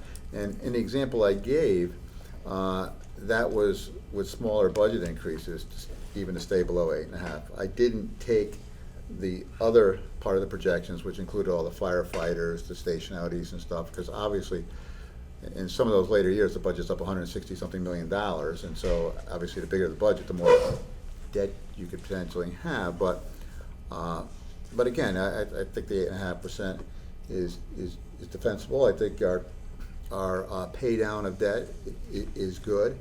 the rating agencies, at least in their current standards, as S&P is reviewing them now, likes to see basically that you're paying, more than 60% in 10 years. And so, certainly we're So doing. that's a principal drawdown Yeah. of 60% over the first 10 years of a Yes. 20-year bond.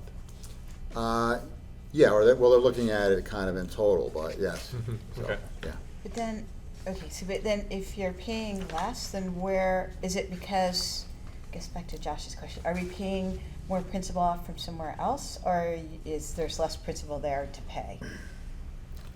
Like why are these numbers less? I guess I'm still confused. Okay, so basically, over time, if you did nothing, your debt service drops, right? So we haven't done an issue in a while. Yeah. So the debt service would naturally drop. Now, we did think about doing an issue in this year, which we didn't end up doing because we would have financed the animal shelter. Then if we were going into the market, we would have done some other things. But back in May, we transferred some proceeds, so we didn't have to do that.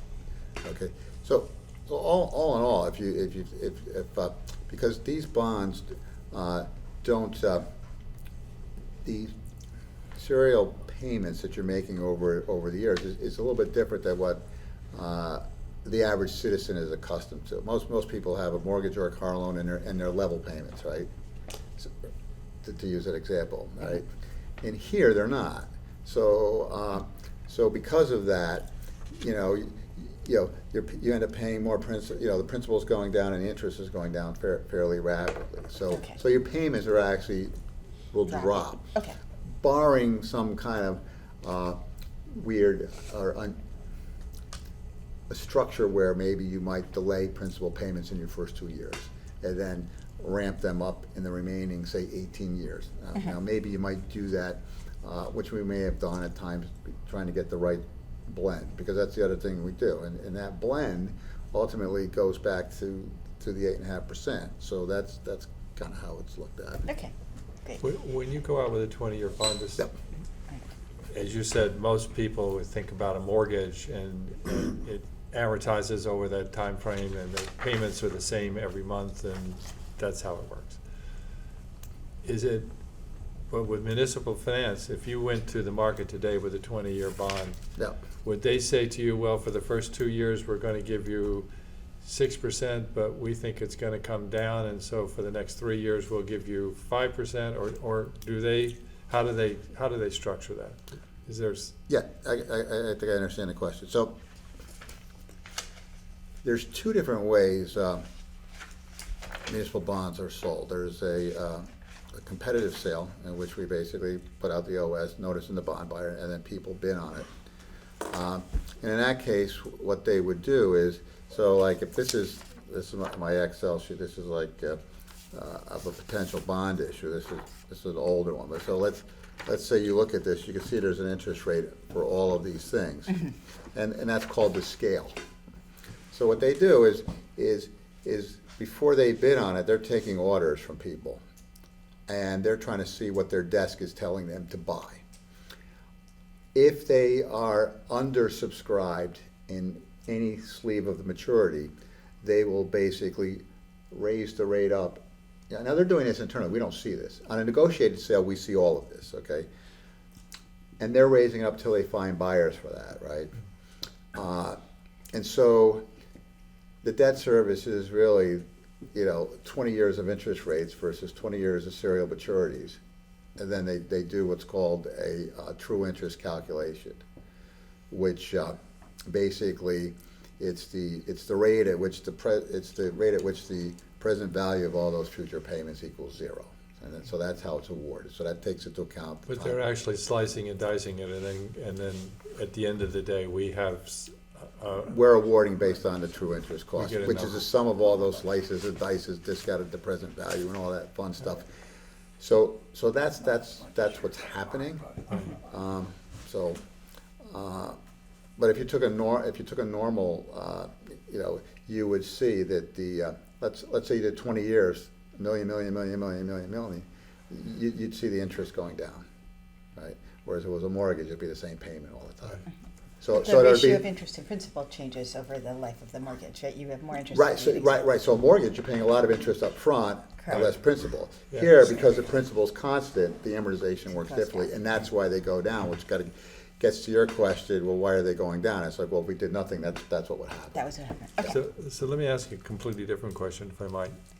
Sure. Because you mentioned the animal shelter, which was approved for bonding. Yep, There's been expenditures done. Yeah. There hasn't been any bonding. right. So how does that work? Why is it that when it was approved for bonding, it didn't go out for bonding? And what happens to that bonding authorization? Does it Yep. expire at some point? Is there, Sure. how does that go? Yeah. Okay, so the animal shelter, remember, was I forget the exact, let's call it 4.7 million, for argument's sake. And that was a unique project because there was multiple funding sources, right? So you basically had 650,000 from the town's fund balance, 100,000 from the animal shelter's fund balance, and then you had some fundraising, right? And so what you would do is you wouldn't want to overissue debt for that. So you would kind of wait to issue debt until you got closer to the end of the project, right? But you couldn't wait forever. And Tracy and I have had this discussion, because in our bond authorization, there's about 7 parts of that resolution. One of those parts is called, it's called official intent language, official intent to reimburse prior expenditures. And so there are rules around that, and that is basically governed by our bond council. So we had some other projects that we did finance that basically were not proceeding. So what we did in May, I'll get you the resolution that the RTM approved in May, because that'll kind of show the mechanics of it. So basically what we did in May was we said, okay, we're going to take the proceeds from these projects and we're going to put them towards these projects. The biggest beneficiary of that was the animal shelter, and to a lesser extent, part of the 300,000 and change for the police also addressed that. So we used bonds that were already issued, proceeds that were unspent, and then when those projects do proceed, we could basically bond those again. So we transferred those proceeds. The authorization stayed there.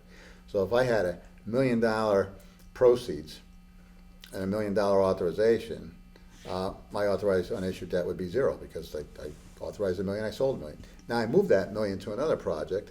Well, now my authorization on that original project is $1 million again.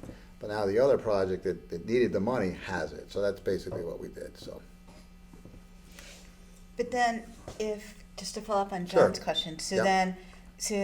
and again, this is how the town works, just understanding. So then, the RTM we authorized bonds, right, to be spent. So is there then any feedback back to the RTM? Yeah, the saying- RTM actually approved what I just described. Okay, so then that is. It was in May. You guys weren't on. You guys Yeah, weren't yeah, on no, the I'm RTM. just, that's why. Yeah, yeah, But yeah. then, so then if there's a bond rate and then you don't do the bond, do you come back to the RTM and say, I didn't do it? Like if, once it's approved, how does it get followed up? Okay, let me make sure I understand what you're saying. Yeah, Okay, the fields. yeah, 7,650,000, I think it was, right? correct. All right. So you're saying, We approved the money for the field. right, so what you did is 2 things. One is you created an appropriation, authority to spend, and you created a bond authorization, ability to borrow. So if, let's say, I'm trying to think of a scenario where it wouldn't happen. I don't know, let's say. I don't know, so an angel person came and said, we're gonna give you the town $7 million and for the field and name it after somebody, right? So then, Sure. you come back to the RTM and say, we didn't need to use that bonding? Yeah, so basically what happened is, and now, are you saying, had I bonded it or not bonded it yet? Do we know if it's going to be, if you don't bond it, is there any In feedback? other words, you don't come back to us, we don't know if you bond it or not. because once we authorize it, it doesn't come back to us for approval. It goes out to bond, whether or not, I mean, the only bonding we would see is when you go out to bond, to know whether or not you followed through On the what we bonding. authorized, but there's no reporting back to say, oh no, we didn't do this, we used instead. You I know. thought Well, we, I but thought we to voted on use it that. instead, that's when I went back in May, though. We voted on that at the Yeah. RTM. I I guess mean, really, I think, if I'm hearing it correct, Yeah, say you appropriate and authorize a project. Let's say that project never came to fruition, or like you said, somebody swooped in and gave us the money. Yeah. East Industrial Road. We had an authorization and appropriation, then we end up getting a federal Right, grant, right? So that, if you went out to the market and actually received bond proceeds, well, then he would have to come back to you to repurpose those bond proceeds, and that's what happened last year, to another project.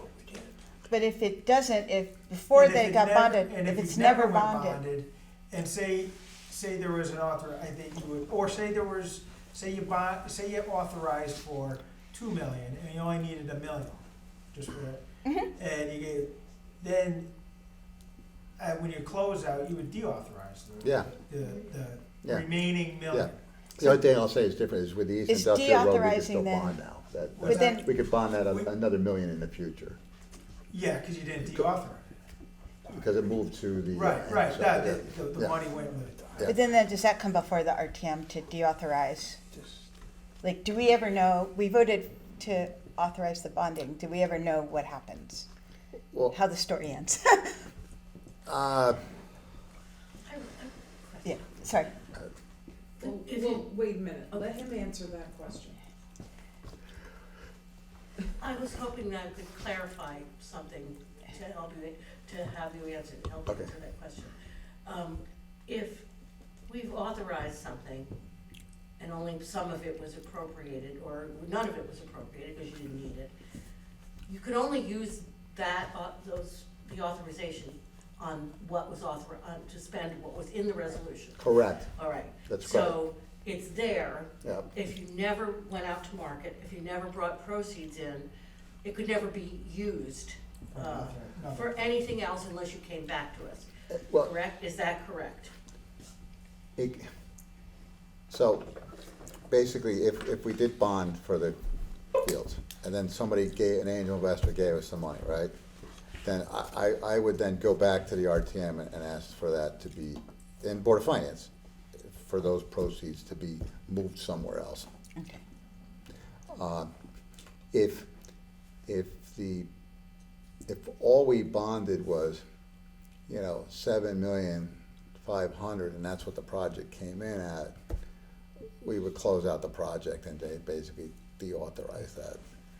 But back to the East Industrial Road, Yeah. where there's an authorization, there was an angel investor who came in, the government. The right? government, okay, fair enough, yeah, But so that authorization is still sitting there, right.